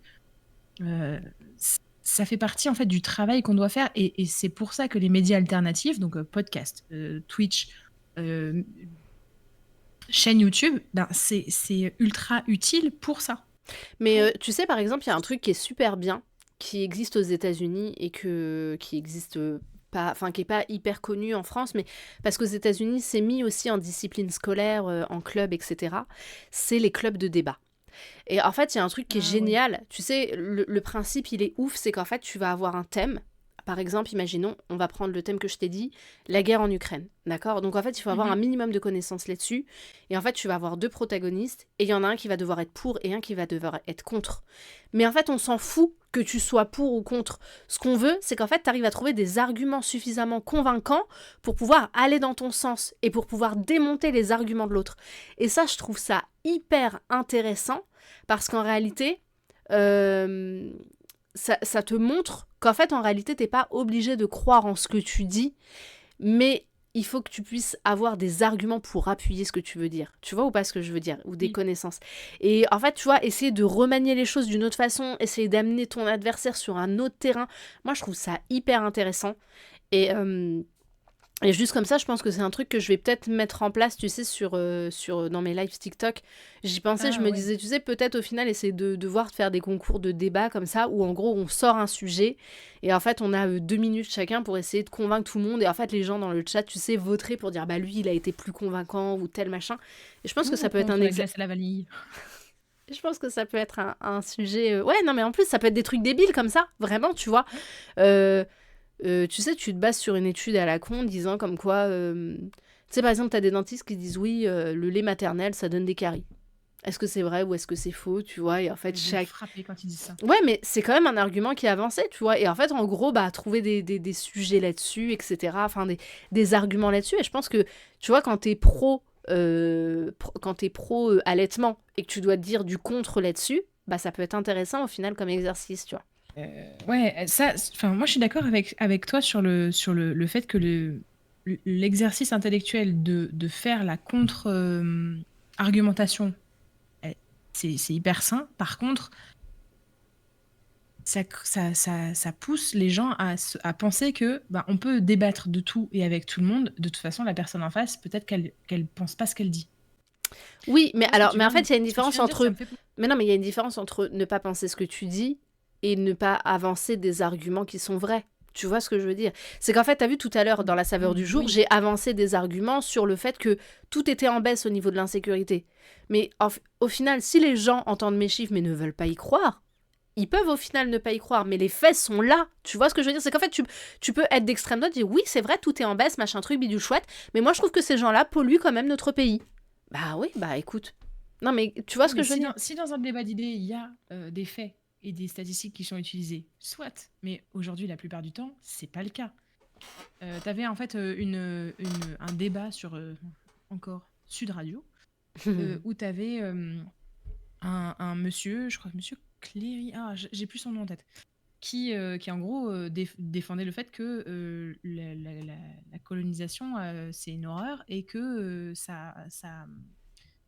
les Noirs ont subi l'esclavage et que l'esclavage c'était un génocide, tu vois. Et en fait l'autre en face qui était dans une position pro-colonialiste, pro-sioniste et qui criait à l'antisémitisme, en gros, le gars, il arrêtait pas de lui dire ben non, tu vois. Genre non, vous n'avez pas le droit au mot ségrégation, vous n'avez pas le droit au mot génocide. Il n'y a que, entre guillemets, nous qui avons droit à ça. Donc le débat, il est houleux et affreux, mais vraiment, c'est extrêmement intense à regarder. Et le pire, c'est qu'en fait, dans une interview suivante, le gars dont je parle, là, il a dit, mais après le débat, l'autre, il est venu me voir, genre, oh, bel échange, hein, bel échange. Mais c'était pas un échange, en fait. Moi, je pensais vraiment ce que je t'ai dit. Enfin, c'est affreux. T'as vu comment t'as réagi et... Bah, tu vois. Donc, en fait, ce qu'on donne à voir dans les médias, ben, parfois, c'est cacher la réalité de ce qu'on pense. Et, oui, mais en fait, c'est ça qui est... En fait, ce qui est intéressant, c'est qu'en fait, quand tu te fais duper par des trucs comme ça, enfin... Parce qu'au final, tu vois, c'est un petit peu du mensonge quelque part. Mais quand toi-même, quand toi-même, tu pratiques l'exercice, et ben en fait, tu revois le détail des autres différemment. Tu sais, quand toi et moi, on a commencé les podcasts, t'avais pas énormément de culture numérique sur cet univers-là. Pas l'univers du podcast intellectuel en soi, parce que tu suivais plein de gens féministes, créateurs de contenu engagés, etc. Donc tu connaissais ça. Mais t'avais pas cette culture de la réalité du travail de stream, du divertissement, du montage, de ces trucs-là. Tu vois ce que je veux dire ? Et en fait, une fois que t'as été dedans, tu t'es rendu compte des choses. Et je t'avais dit, même la dernière fois, on était toutes les deux dans le chat d'un stream. Et je t'avais dit, oh, c'est marrant, maintenant t'as des déclics de streameuse. Tu te rends compte de choses que tu voyais pas avant. C'est vrai. Et en fait, c'est la même chose ici. C'est qu'en fait, quand tu pratiques toi-même des débats où en gros, même si t'es pas doué au départ, et ben, tu dois avancer des arguments auxquels tu crois pas forcément, et ben, en fait, tu te rends compte que l'interlocuteur qui est en face de toi, potentiellement, ce qu'il te dit, ben, en fait, il est pas du tout en accord avec ça, et donc, en fait, tu ne mesures plus la portée de ce que dit cette personne, en fait, en gros, c'est plus qui parle, c'est ce qui est dit en soi, c'est l'essence des propos. Et du coup, en fait, tu deviens beaucoup plus objectif parce que tu te fais moins avoir. Tu vois ce que je veux dire ou pas ? Ouais, tout à fait. Voilà, c'est ça que je voulais dire. Merci de l'avoir dit. Et donc, du coup, pour avancer sur ce sujet, contrebalancer en fait ce qu'on vient de dire. Donc tu disais tout à l'heure, et c'est très juste, les créateurs sont dépendants des règles des plateformes, donc des référencements, censure, algorithme vers le bas. Tu vois, le fait qu'il y a certains mots que tu peux pas dire ou difficilement dire et qui peuvent être ban ou même faire sauter une vidéo ou faire sauter une rémunération quand il y en a. C'est aussi difficile de faire monétiser ces vidéos parce que il faut quand même s'accrocher pour avoir tes premiers followers et puis de l'audience et puis après ensuite la maintenir. Bah, c'est compliqué parce que en plus, tu sais, en fait, quand j'avais commencé sur TikTok, tu sais, j'avais rencontré des gens qui avaient pas mal d'abonnés, mais qui faisaient pas trop de sous. Et en fait, ils m'expliquaient que souvent, ces gens-là, c'était des gens qui avaient réussi à gagner des abonnés grâce à un buzz. Tu sais, sur 2 ou 3 vidéos, en fait. En gros, ils ont 2 ou 3 vidéos qui ont fait des millions de vues. Et en fait, du coup, ils ont eu des espèces d'abonnements massifs comme ça. Sauf que comme derrière, ces gens-là ne sortaient plus rien de qualité, parce qu'en fait, c'était devenu des mèmes, ou alors c'était un truc qui était un peu particulier, mais qui avait rien à offrir. Mais en fait, ces gens-là, ils ont eu... Tu sais, c'est un petit peu comme si tu pensais avoir un ticket de loto gagnant. Et qu'en fait, tu te rends compte que ils ont de l'audience, mais sans engagement. Ouais, c'est ça. Et en fait, qu'ils se sont rendus compte que non, ils n'avaient pas les bons chiffres. Bah, en fait, c'est ça. Et souvent, ils disaient, ah, mais moi, je pensais que du coup, comme j'avais plus de 10K, j'allais être monétisée, que machin. Et en fait, ces gens-là se rendent compte que non, ça se passe pas comme ça, ouais. C'est compliqué parce qu'en plus, tu vois, comme tu disais, c'est pas du tout le même algorithme. Moi, je vois par exemple, tu te rappelles la dernière fois dans mon live TikTok, je disais, la différence, c'est que Bruce Banner, c'est pas Bruce Wayne, parce que Bruce Wayne, c'est... Et je vois pas de réponse. Et tout le monde me dit, on n'arrive pas à écrire le mot Batman. Batman était censuré. Oui, C'est, mais enfin, c'est incroyable. c'était hallucinant. Alors que là, sur Twitch, on peut y aller, tu vois. On peut dire. Flo, tu peux écrire tout ce que tu veux. Vas-y, lâche-toi. Non, mais c'est vrai, tu vois. Du coup, tu vois, là, on peut se lâcher un peu plus sur Twitch. Et Bien sur YouTube, tu peux dire aussi ce que tu veux, à condition que tu ne souhaites pas être monétisé. Tu peux parler, tu vois, par exemple, on a parlé de drogue tout à l'heure, tu sais, de l'histoire d'Amine Mathieu avec la cocaïne qui a été pris pour des... Enfin, les claques doigts qui ont été pris pour de la cocaïne, etc. Ça, sur YouTube, tu sais que ta vidéo, elle n'est pas monétisée.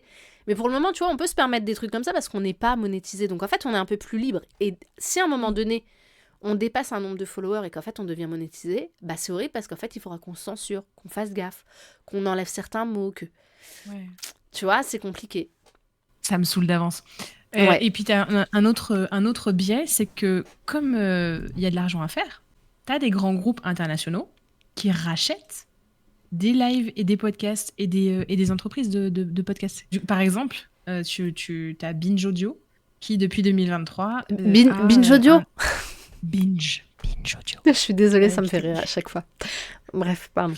Binge Audio a un nouvel actionnaire majoritaire depuis 2023 et leur ligne éditoriale, elle a quand même un tout petit peu changé. Ils sont plus polissés, moins clivants, moins alternatifs, si j'ose dire. Ouais, c'est vrai, mais tu sais quand... Alors, je suis désolée, je reparle de moi et de mon TikTok, c'est horrible, c'est pas du tout ce que je voulais faire, mais c'est parce que c'est le sujet. Mais par exemple, tu sais, quand j'avais commencé... Ça tombe bien. Ouais, quand j'avais commencé mes vidéos, donc j'ai un pote à moi qui était modérateur chez TikTok. Donc il a arrêté, maintenant il est passé chez Facebook, etc. Et en fait, quand il m'a donné un petit peu, en m'expliquant comment fonctionnait l'algorithme, tout ce qu'on lui avait appris, etc., il me disait, ouais, tu vois, faut faire ça, faut penser à tel truc, à tel machin. Bref, il me donne plein de petits tuyaux. Et il me dit, par contre, s'il te plaît, ne fais pas une chose, ne te lance pas dans les lives. Il m'a dit... Et ne fais pas de choses pour le buzz. Ne fais pas de choses stupides. Il m'a dit, continue de garder ton contenu engagé et instructif, en fait, tu vois, pour garder, pour ramener un peu moins de débilité. Et il me disait, parce que moi, tu vois, il travaillait de nuit, en plus, le pauvre. Il me disait, je suis là. Il me disait, je me tape les lives de Ilan, Adé Laurent...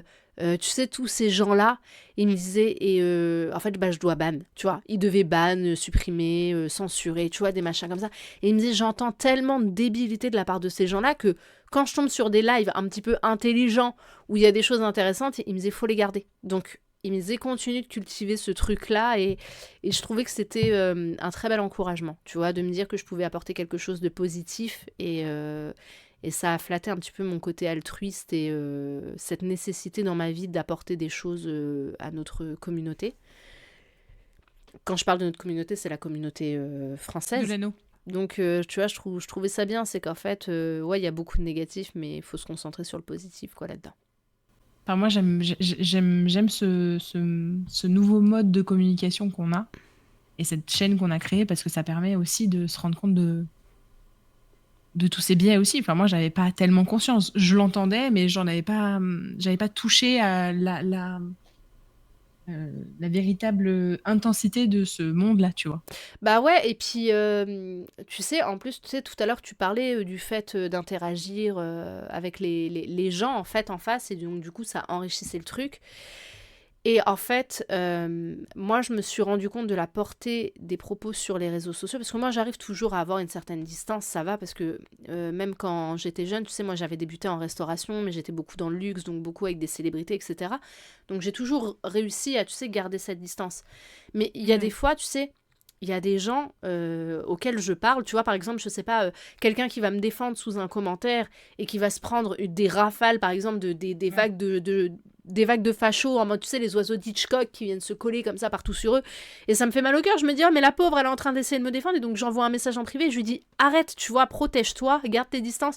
Et parfois, t'as des gens qui ont des attitudes exagérées en, oh, t'es venu me parler, c'est trop gentil. Oh, j'adore ce que tu fais, t'es fantastique. Et parfois, les gens, j'ai envie de leur dire, je ne suis personne. juste une humaine comme toi. Je te jure. Et c'est C'est tout. Ouais. c'est un truc. Tu sais, par exemple, la dernière fois aussi, j'étais posée dans un café avec mon meilleur ami et ma meilleure amie. On était en train de parler. Il y avait 2 nanas assises derrière nous. Et eux, ils aiment trop me charrier avec ça. Ils me disent, bah alors, ça se passe comment sur les réseaux sociaux? Donc, tu vois, je leur donne un peu de nouvelles. Je leur dis, bah là, je fais ça, je fais tel truc. C'était juste avant qu'on commence le podcast et tout. Je vais commencer un podcast sur machin et tout. Et j'entends une des nanas qui dit à l'autre, je sais pas qui c'est. Et j'avais envie de me retourner et de lui dire, mais chérie, je suis personne. Je ne suis absolument personne. Mais la scène, elle était drôle. Mais en même temps, tu sais, il y avait cette volonté de dire, ah, mais si ça se trouve, c'est quelqu'un mais si tu ne me connais pas, ça se trouve, en fait, tu sais quoi, je suis connue et je fais de la merde. Ça se trouve, tu sais, C'est ça. je suis hyper problématique. Donc, ne cherche pas à savoir. Si tu me connais pas, c'est que j'ai aucune utilité dans ta vie et c'est pas plus mal, tu vois. Non, c'est pas vrai. Non, je suis pas d'accord avec toi. Moi, tu vois, je suis contente que tu sois tombée dans mon algorithme parce que même si l'éducation des enfants, c'est pas mon sujet préféré, ça m'a quand même permis de comprendre vachement de trucs, de prendre conscience de choses, tu vois, de l'école, du lycée, de choses comme ça que j'ai vécues moi. Et puis de rencontrer une copine, enfin, tu vois. C'est gentil. Salut, N-Try-Face. On parle de quoi? En fait, on parle des différents modes d'information, des podcasts. Donc, en fait, j'expliquais que parfois des gens me donnaient plus d'importance que ce que j'avais au motif que je fais un peu de contenu, alors qu'en réalité, je suis absolument personne parce que, un, j'en vis pas et que deux, j'ai aucun impact particulier et voilà. Même ceux qui en vivent, quand t'es sur les réseaux, t'es pas une personne au-dessus des autres. Tu sais, je me suis lancée dans un délire, c'est qu'en fait, maintenant, je ne m'abonne plus à tous les gens qui ont plus de 100 000 followers. Je m'abonne que aux petits créateurs de contenu qui sont intéressants parce que, tu vois, moi, j'aime bien, tu sais, un petit peu consommer local, aider les petits, aider les petits primeurs. Du coup, tu vois, je le reproduis un peu, mais version... version... Consomme local de streamer. Ouais, voilà, c'est ça, tu vois, je me dis, je préfère donner de la force à des petits créateurs et tu vois, pour les pousser à faire des trucs. Puis si on peut si je peux leur donner de la visibilité, tu vois, c'est pas plus mal. Et comment dire, et en fait, depuis que je fais ça, je trouve que j'ai retrouvé un contenu plus authentique et je me rends compte qu'en fait, des gens qui ont plus de 100 000 abonnés et que je ne connais pas ou qui ne sont personne d'intéressant, il y en a beaucoup en fait, en gros. Autant on dit percer sur les réseaux, c'est facile. Non, enfin, c'est facile. Et autant on dit... Non, et autant on dit percer, c'est compliqué. Et en fait, les deux sont vrais. C'est qu'en fait, tu peux avoir un truc hyper intéressant, hyper bien fait, et en gros, ne pas percer, alors que ce que tu fais, c'est de qualité. Mais tu peux faire de la merde de ouf, et au final, sur un buzz, décoller, alors qu'en réalité, t'as strictement rien à offrir. C'est très vrai ce que dit Flo. C'est plus facile pour échanger avec les petites chaînes. Et effectivement, quelqu'un qui va recevoir, je sais pas moi, 1000 DM dans la journée va beaucoup plus difficilement te répondre que quelqu'un qui reçoit même 1 ou 2 par semaine, tu vois. Ouais, c'est vrai. Ça c'est pousse vrai. plus à l'échange. C'est pour ça qu'en fait, tu vois, moi, c'est un truc que j'ai peur de perdre, en fait, à un moment donné, c'est que j'essaye vraiment de répondre. Si je réponds pas aux gens, c'est que, en fait, c'était pas intéressant, c'est que c'était quelqu'un, tu sais, qui cherchait le conflit, ou alors, tu sais, qui apportait quelque chose de négatif. Dans ces cas-là, je réponds pas. Mais sinon, j'essaye vraiment de répondre au maximum de gens, et parfois, quand je fais des vidéos, tu vois, qui font plus de 100 000 vues, etc., et qu'il y a beaucoup de commentaires, je me dis, ouais, donc les gens, au final, tu vois, qui ont vraiment beaucoup de followers, ça doit être très compliqué au quotidien. Et je comprends qu'au final, tu perds forcément... avec l'audience, ça devient plus compliqué. Et tu perds forcément, du coup, en qualité avec ta communauté. C'est différent. Pour conclure ce sujet, avant de passer à notre jeu, le Kikadi, donc on peut partir sur le fait que oui, donc c'est dans des espaces d'expression et de liberté beaucoup plus grands, donc effectivement, et ça permet l'émergence de nouvelles voix, comme les nôtres.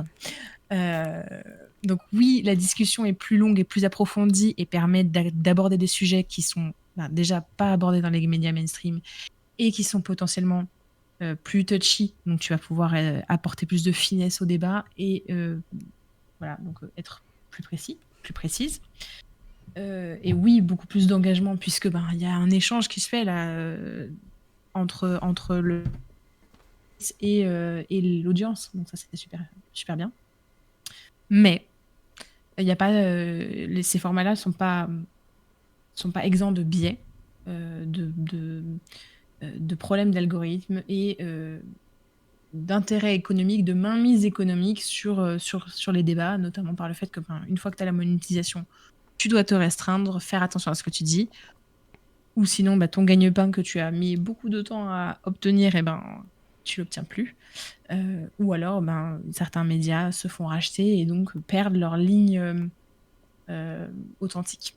Ouais, mais c'est pour ça qu'en fait, tu sais, il y a des fois où je tombe aussi sur des gros comptes, enfin, des gens qui ont du contenu ultra qualitatif, et parfois je vais les regarder, et je dis, ah ouais, je suis abonnée à lui, et je regarde, et en fait, la personne, elle a pas tant de followers que ça.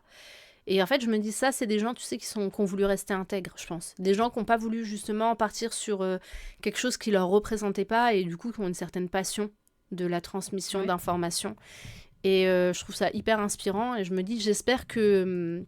à notre époque où au final la vie est pas forcément facile, j'arriverai, tu sais, si j'en ai l'occasion, à pouvoir dire non, moi je veux rester authentique, garder, tu sais, la tête sur les épaules et être droite dans mes bottes et faire ce que ces gens-là font. En tout cas, j'admire beaucoup, tu sais, c'est pour ça que justement j'ai décidé de pas m'abonner au gros compte parce que je pense qu'il y a un certain honneur à se dire, ok, tu vois, j'ai moins d'impact, je gagne moins, mais je fais quelque chose qui me ressemble.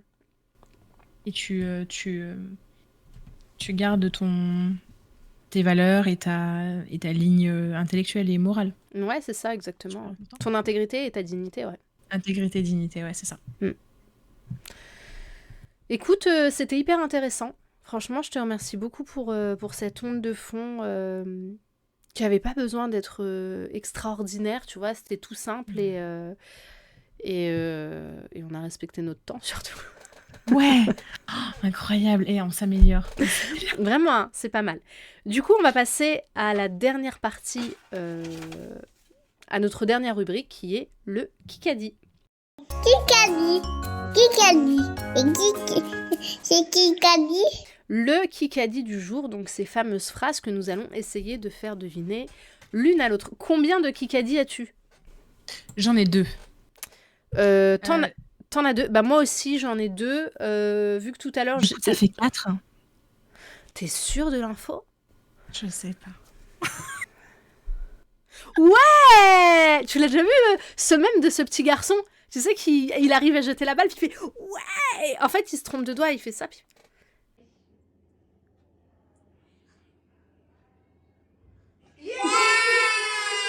Ouais ! Non, t'as jamais vu ? Bon. Merci I'm Try Face, c'est très gentil pour ton retour.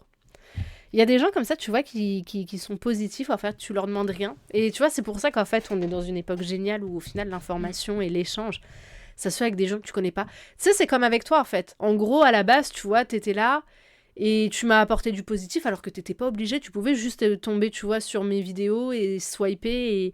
Et en fait, non, et là, tu vois, il y a I'm Try Face, tu vois, il m'a entendu dire je suis personne. Et en fait, il aurait pu dire qu'est-ce qu'on s'en fout. Puis non, en fait, un petit message pour... Il y a des gens comme ça qui sont bien. Et autant, tu vois, on dit que les réseaux sociaux, ça révèle le plus mauvais. C'est un bon moyen de se le rappeler. Mais en fait, ça rappelle énormément de bon, tu vois. Bref. C'est un bon moyen de se rappeler qu'il y a des gens bien. Ouais, et tu sais, c'est hyper compliqué. Tu sais, quand je tombe sur des vidéos de gens qui disent « Ouais, tout ce que j'ai réussi à faire, c'est grâce à vous. Je vous remercie. Sans vous, je suis rien. » En fait, je me dis « Ah, c'est bon, arrête de faire semblant pour essayer de gratter. » Mais en fait, en réalité, je te jure que c'est vrai. Quand tu reçois d'une communauté, tu te rends compte qu'en fait, ces gens-là sont extrêmement importants. Et j'ai une communauté tellement bienveillante. Tu vois, quand je vois par exemple la communauté d'Abrèche Frères, là, en ce moment, qui fait polémique, parce que c'est des harceleurs... horrible. Ouais, vraiment. C'est horrible. Et bah, je suis contente d'être préservée de ça. Et il y a même parfois des gens qui étaient des haters, avec lesquels j'ai discuté. Et en fait, après, tu vois, ça devient des gens avec lesquels j'échange et on en rigole même, tu vois. Ouais, bah oui. C'est... Après, ce que tu vois, Anne Tryface disait j'aime pas quand tu dis que t'es personne.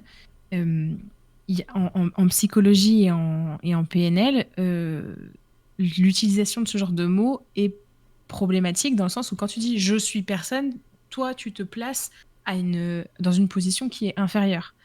Il faudrait trouver des formulations qui sont différentes. Par exemple, je sais pas moi, je suis pas plus que vous. Enfin, même, je suis pas plus que vous. Non, oui, je vois ce que tu veux Tu dire. vois ce que je veux dire? Oui, mais C'est en que fait, c'est pas ça, c'est qu'en fait, tu sais sans pas. vous, j'aurais rien. Bah non, c'est pas vrai. Sans nous, tu serais autre chose. Tu serais peut-être pas là, mais tu serais. Tu vois, Oui, donc- mais c'est pas ça. C'est qu'en fait, on ne connaît pas l'état mental des gens. Tu vois ce que je veux dire? Si ça se trouve, moi, je suis sur les réseaux parce que je suis dans une profonde dépression et en fait, j'avais besoin d'un exutoire ou alors d'être rassurée. Tu vois ce que je veux dire? Ça aurait pu être ça. Mais à côté, tu vois, quand t'as Face qui dit quand tu parles comme ça, je ne sais rien, je ne suis ni ci, je ne suis ni ça, ça ne te donne aucune énergie, aucun courage pour devenir la personne au fond de toi que tu es. Mais peut-être qu'en réalité, dans ma situation psychologique, bah, j'ai besoin de gens qui me le rappellent. Tu vois ce que je veux dire? C'est qu'en Bien fait, sûr. peut-être que quand je dis qu'au final, je suis personne, c'est parce que je pense que je suis réellement personne. Ce qui veut bien dire que... Alors après, oui, bien sûr, quand tu utilises ce genre de mots, c'est que quelque part, tu le penses. Mais D'ailleurs, bien sûr. les mots qui sortent de notre bouche ne sortent pas d'ailleurs. Donc, on ne dit que des choses qu'on pense. Il faut le noter, ça. Hein. Les gens ne disent que des choses qu'ils pensent. Même quand c'est méchant. Même quand on rajoute Ils un vont « je penser. rigole Je rigole ou... Non, mais je voulais pas dire ça. » C'est pas ce que je voulais Peut-être que tu dire. voulais pas le dire. C'est pas ce C'est que je voulais dire. Peut-être que tu voulais pas le dire, mais c'est comme sorti, et c'est pas sorti de la bouche de quelqu'un d'autre. Mm, Donc, mm, mm. les gens disent ce qu'ils pensent.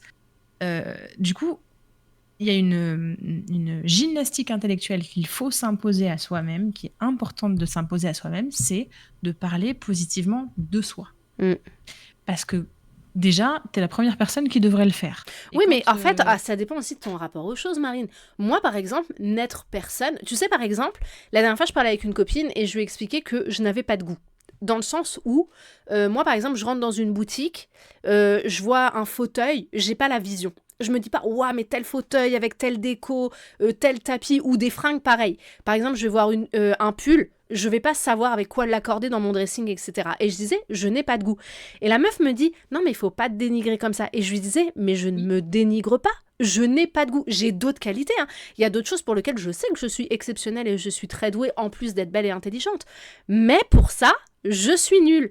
Et donc, en fait, il faut pas croire que parce que je dis que je ne suis personne, je me dénigre. C'est juste que je ne suis personne de suffisamment important dans notre société pour estimer avoir ce genre d'attention. Mais ça ne me manque pas. Et j'estime qu'il y a des gens qui ont beaucoup trop d'attention par rapport à qui elles sont. Tu vois, comme je te dis toujours, il y a des gens auxquels on donne du gaz, auxquels on ne devrait pas. Je disais notre gouvernement. Notre gouvernement, on leur donne du gaz, on devrait pas. Alors qu'on devrait même pas, c'est des gens qu'on devrait boycotter comme une bouteille de coca. En réalité, normalement, quand on tombe sur une allocation de Bayrou, ou de Macron ou de Darmanin, on devrait swiper. On devrait dégager tout ça. Tu vois ce que je veux dire? Et après, on lit les textes de loi ou les amendements qui ont été votés et on s'y oppose. Mais il ne faut pas écouter ces gens-là et faire comme si que leurs paroles ou leurs actions avaient de l'intérêt. Tu vois, ils ont le pouvoir qu'ils ont. On ne pourra pas leur enlever. Mais par contre, on peut contredire ce qu'ils disent sans pour autant leur donner de l'importance. Tu sais, il y a un moment, il y a des gens, ils ont sorti la guillotine et ils ont enlevé le pouvoir à ceux qui l'avaient. Hein. Les Français ont perdu leur côté révolutionnaire, malheureusement. Moi, je trouve que quand même, tu vois, c'était quand même une de nos fiertés. Tu vois, autant les Algériens, ils peuvent être fiers, tu vois, de la façon dont ils se sont battus, comme les Vietnamiens, comme... Tu vois, t'as plein de pays comme ça, tu vois, qui se sont battus pour leur indépendance. T'en as, tu vois, qu'on fait des avancées sur plein de trucs. La France, quand même, elle pouvait flex sur son côté révolutionnaire. On a quand même gardé un hymne national qui est hyper belliqueux, qui est hyper violent. Et d'ailleurs, on s'en est rendu compte quand il y a eu des petites filles qui ont dû chanter l'hymne national, etc. Et on l'a gardé quand même. Et aujourd'hui, on se fait chier sur la tête par des mecs qui sont pédos, qui sont chelous à tout point de vue. Et on dit d'accord. Parce qu'ils ont mis en place tout ce qu'ils pouvaient pour maintenir le peuple français à sa place. Mais, bref, on joue ou bien? Ou bien, c'est parti. C'est toi qui commence, on a dit? Allez, c'est parti. Allez, vas-y. Qui qu'a dit « Honorons le souvenir de chaque victime de ces tragédies, parce que cette mémoire est ce qui nous sépare de la barbarie. » Je vais demander deux choses. Qui a dit ça et sur quel sujet? Alors, moi, je suis sûre et certain que c'est un piège. Donc, en fait, on croit que c'est par rapport à Gaza, alors qu'en réalité, c'est par rapport à Israël. Et si je me trompe pas, je crois que c'est Bernard-Henri Lévy. Non. Ah mince. J'avais bon sur le thème ou sur la circonstance ou pas? T'avais bon sur le piège. Ok. On pense que c'est un truc hyper positif et qu'en réalité, c'est un truc de bâtard. Bah, en fait, c'est Macron qui parle des attentats terroristes de 2014 en Espagne.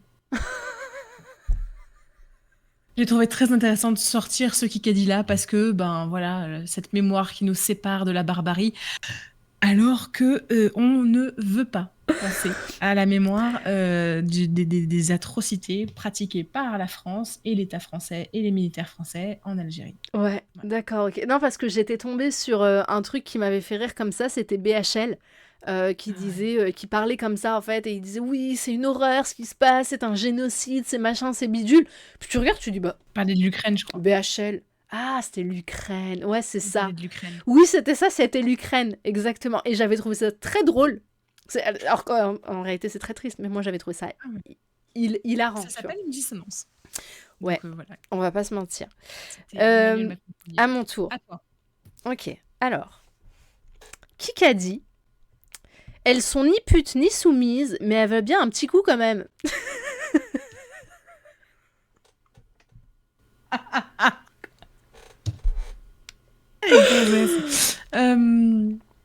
Elles sont ni putes ni soumises, elles veulent bien un petit coup quand même. Oh là là. Elle est horrible, hein. Elle est horrible, mais elle est pas mal, hein. Ouais. Oh, non, j'allais dire Thibaut Inchep, mais non, c'est pas, Non, c'est pas son genre. je L'autre. pense que tu vas pas le trouver. Ah ouais? Ouais. C'est Kevin Bossuet. C'est un prof d'histoire qui est journaliste sur CNews. Ça te parle ou pas? Putain. Hein? Tu vois ou pas Au sa secours. tête? Ouais, je vois, ouais. Et bah, en fait, en gros, il y a le média indépendant Blast qui a déterré des anciens tweets, dont plusieurs tweets qui rendent hommage à Mohamed Merah, qui apparemment est très fort. Ouais, je te jure. Il y avait des tweets Attends, des tweets de qui? de Kevin Bossuet. Qui rendait hommage à Mohamed Merah. Ouais, qui disait que Mohamed Merah, en fait, il avait fait des trucs bien, tu vois. Pardon? Mais je te jure. Attends, mais les tweets sont affligeants. Et parmi ceux-là, c'est parce qu'au final, comme on avait parlé avant, tu vois, des femmes qui se faisaient tabasser, etc., j'ai gardé celui-là. Oui. Et en fait, il avait écrit ça, et il avait dit aussi un truc du genre « Je suis comme les gens de gauche, moi, quand je vois un SDF, j'aime tellement leur donner que je leur fous des coups de pompe dans la gueule. » Un truc comme ça, tu vois. Mais qu'est-ce que c'est que ce type? Et donc, en fait, Blast a sorti quelques tweets. Et donc, depuis, boum, 1053 tweets effacés par Kevin Bossuet sur son compte Twitter. Oups. J'espère que chez Blast, ils ont fait des captures d'écran. Eh bien, je n'en doute pas. Et je pense, tu sais, qu'ils vont... Tu sais, un petit peu comme une fête foraine, tu sais, ils vont les distribuer comme ça.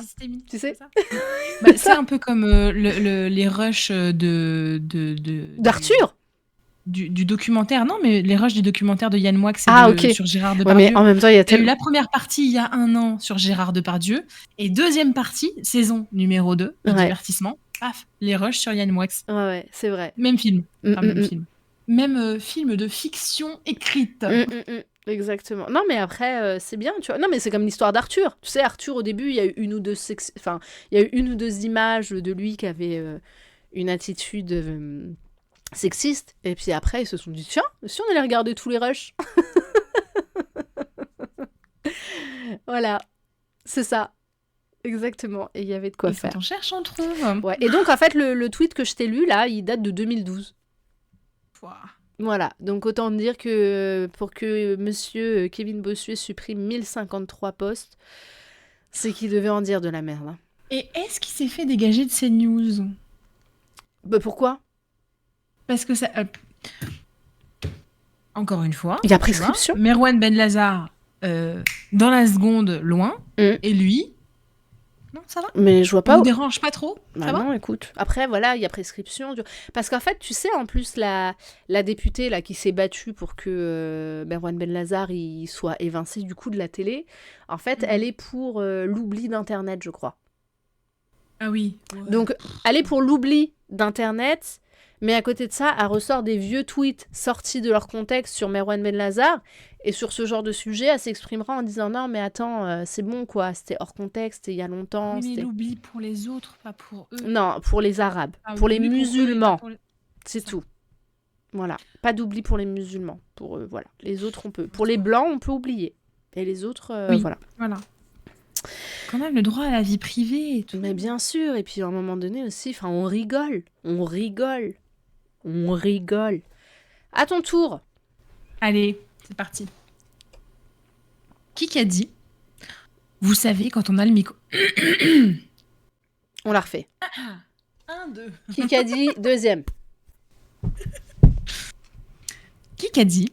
Vous savez, quand on a le micro, on peut dire des bêtises. Moi, ça m'est arrivé de dire des bêtises. Bah, dans ces cas-là, tu reviens le lendemain, tu dis, bah oui, j'ai dit une bêtise. Pascal Pro. Mais oui. Voilà. Merci. Qui a dit ça? J'aurais dit c'est moi, mais Qui a dit ça pour que ça finisse dans un qui a dit? est-ce que C'est au sujet de apathie. ah, donc en gros c'est lui qui aurait dû revenir le lendemain en disant j'ai dit des bêtises. Donc là, la personne dit, vous savez, quand on a le micro, on peut dire des bêtises. Moi, ça m'est arrivé de dire des bêtises. Bah, dans ce cas-là, tu reviens le lendemain, tu dis, bah oui, j'ai dit une bêtise. Je sais pas, Nagui. Pas en forme aujourd'hui. Non, je sais pas. Bah, Pascal Pro.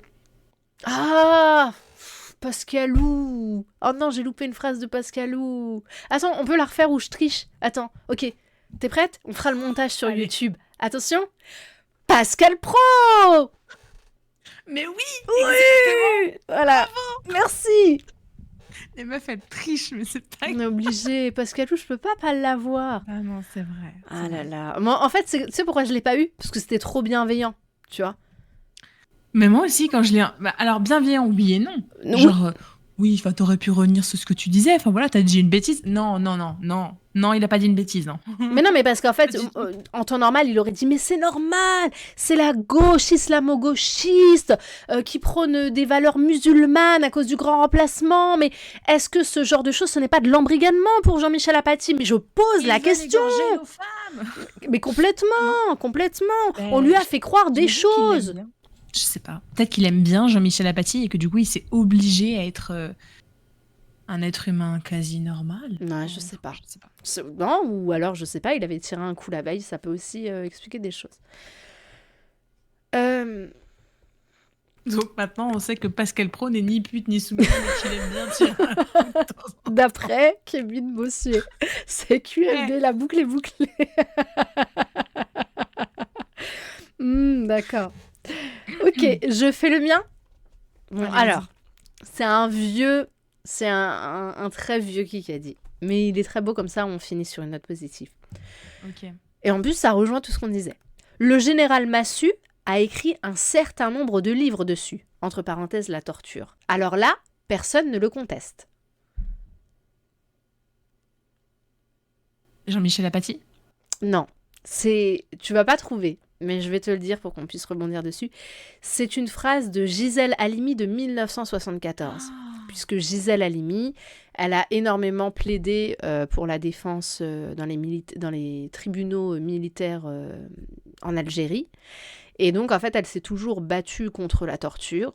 Et en fait, elle est au milieu de femmes dans une émission où en fait, elle est en train d'expliquer que elle se battra toujours contre la torture. Surtout qu'en fait, on lui a toujours expliqué quand elle était à l'école de la République que la France, c'était le pays des droits de l'homme, que c'était un pays ouvert, qu'on défendait l'individu en soi. Et en fait, quand elle a grandi et que elle est arrivée en France et qu'elle a été victime du racisme parce qu'elle était d'origine tunisienne, et qu'en plus de ça, elle a découvert la torture et qu'elle a commencé à défendre le FLN parce qu'elle s'est quand même beaucoup sacrifiée pour ça, Il y a des femmes qui disent non mais attendez, de la torture, il y en a eu des deux côtés, hein, faut arrêter. Et elle dit donc moi en fait quand je dis qu'il y a eu de la torture, on vient le contester, mais par contre quand c'est écrit par le général Massu dans ses bouquins, là on ne le conteste pas, tu vois. Et en fait j'ai trouvé que le parallèle avec Jean-Michel Apathy était très intéressant. Oui, c'est juste. Parce qu'en fait c'est exactement ce qu'a avancé Jean-Michel Apathy. 1974, 2025. Ce qui veut dire que 74-2025, ça fait 50 ans. 51. Ouais, ça fait que 51 ans plus tard, on doit toujours sortir les mêmes arguments et on entend toujours les mêmes réponses, tu vois. Mais Est-ce il y en a que eu le des... storytelling français sur l'image de la France et qui est la France en tant que pays, ce pays des droits de l'homme, humains, blablabla, c'est un storytelling. Ouais, c'est ça. Pas la réalité. Exactement. Tu vois, mais c'est marrant parce qu'en fait, quelque part, tu vois, t'as ceux qui disent non, mais attendez, il faut arrêter de rabâcher le passé, en plus des massacres, il y en a eu des deux côtés. Et puis. Mais non, mais il faut dire les choses, les mettre à plat. Dire, mais non, mais ok, c'est ouais, surtout. on a merdé, et après voilà. réparer, et après. mais non, mais. On passera à autre chose, en mais fait, tant que c'est pas fait. Tu peux pas dire que c'est le passé et que du coup il faut passer à autre chose, et tu peux pas dire en même temps que c'est jamais arrivé ou que c'était de façon réciproque en fait. Choisis ton camp. Est-ce que c'est arrivé et tu veux qu'on passe à autre chose, ou est-ce que dans ce cas-là c'est pas arrivé et donc dans la France n'a rien à se reprocher? Mais on peut pas avoir les deux positions. Non. Tu vois? Bah, c'est la position du privilégié, la position du dominant, la position de celui ou celle qui oppresse, de dire oh, mais c'est bon, ça va, on passe à autre chose. Ah, c'est bon. Bah oui. Bah, ça va. Ouais, je suis d'accord avec toi. C'est ce qui clôt notre Kikadi? Oui. Ok. Un superbe stream. Écoute, je suis contente. Ça fait du bien. Un stream un peu plus léger que la semaine dernière. Ma voix est en train de s'éteindre. En même temps, ça fait 1h55 qu'on est en stream et donc on arrive à nos limites. Alors, nous avons une capacité très limitée de concentration, ce qui veut dire que... au-delà de 2 heures, le cerveau fond. Littéralement, il commence à couler par les oreilles, etc. Donc on... Et Sherman 42 Walibi West Sydney. Donc, comme d'habitude, moi, je vais vous inviter à liker notre chaîne Twitch, à vous rendre sur nos réseaux, TikTok, Instagram et YouTube, bien sûr. Et puis, si vous pouvez nous laisser un petit commentaire quand vous verrez la vidéo, c'est avec grand plaisir. Et pensez bien sûr à la partager autour de vous si elle vous a plu ou si vous avez envie d'énerver vos copains les plus conservateurs. Voilà. On vous remercie pour votre soutien, pour votre présence. N'hésitez pas à nous follow aussi sur nos réseaux privés, hors l'écho de nos réflexions, donc Maman Zèbre et AffitFeed. Je suis en quête de buzz, je suis donc sur toutes les plateformes. Et elle est assidue, elle publie tous les jours. Donc, tous les jours. Alors aujourd'hui, j'ai pas publié. Aujourd'hui, j'ai pas publié parce qu'on avait le stream. Non, je te jure. Tu sais, en fait, ce qui m'est arrivé, c'est que j'avais publié 2 fois, moi qui ne publie jamais. C'est un truc de ouf. Non, mais en fait, j'avais pas rechargé mon téléphone. Et donc, quand j'ai ramené mon fils à la psychomole, je me suis dit, comme d'habitude, pendant que je l'attends, je vais faire ma vidéo. Et en fait, mais t'as fait les boutiques. Ben non, mais j'avais plus de batterie. Je n'ai pas pu faire ma publication TikTok habituelle et donc je vais la faire là, incessamment sous peu afin qu'une publication à 16h30 puisse paraître. Don't worry, I'm here. I'm here. I'm here. Quel accent anglais de merde. Moi, je suis conservateur. I'm Tryface. Bon, écoute. Merci, I'm Tryface. Comme la compote.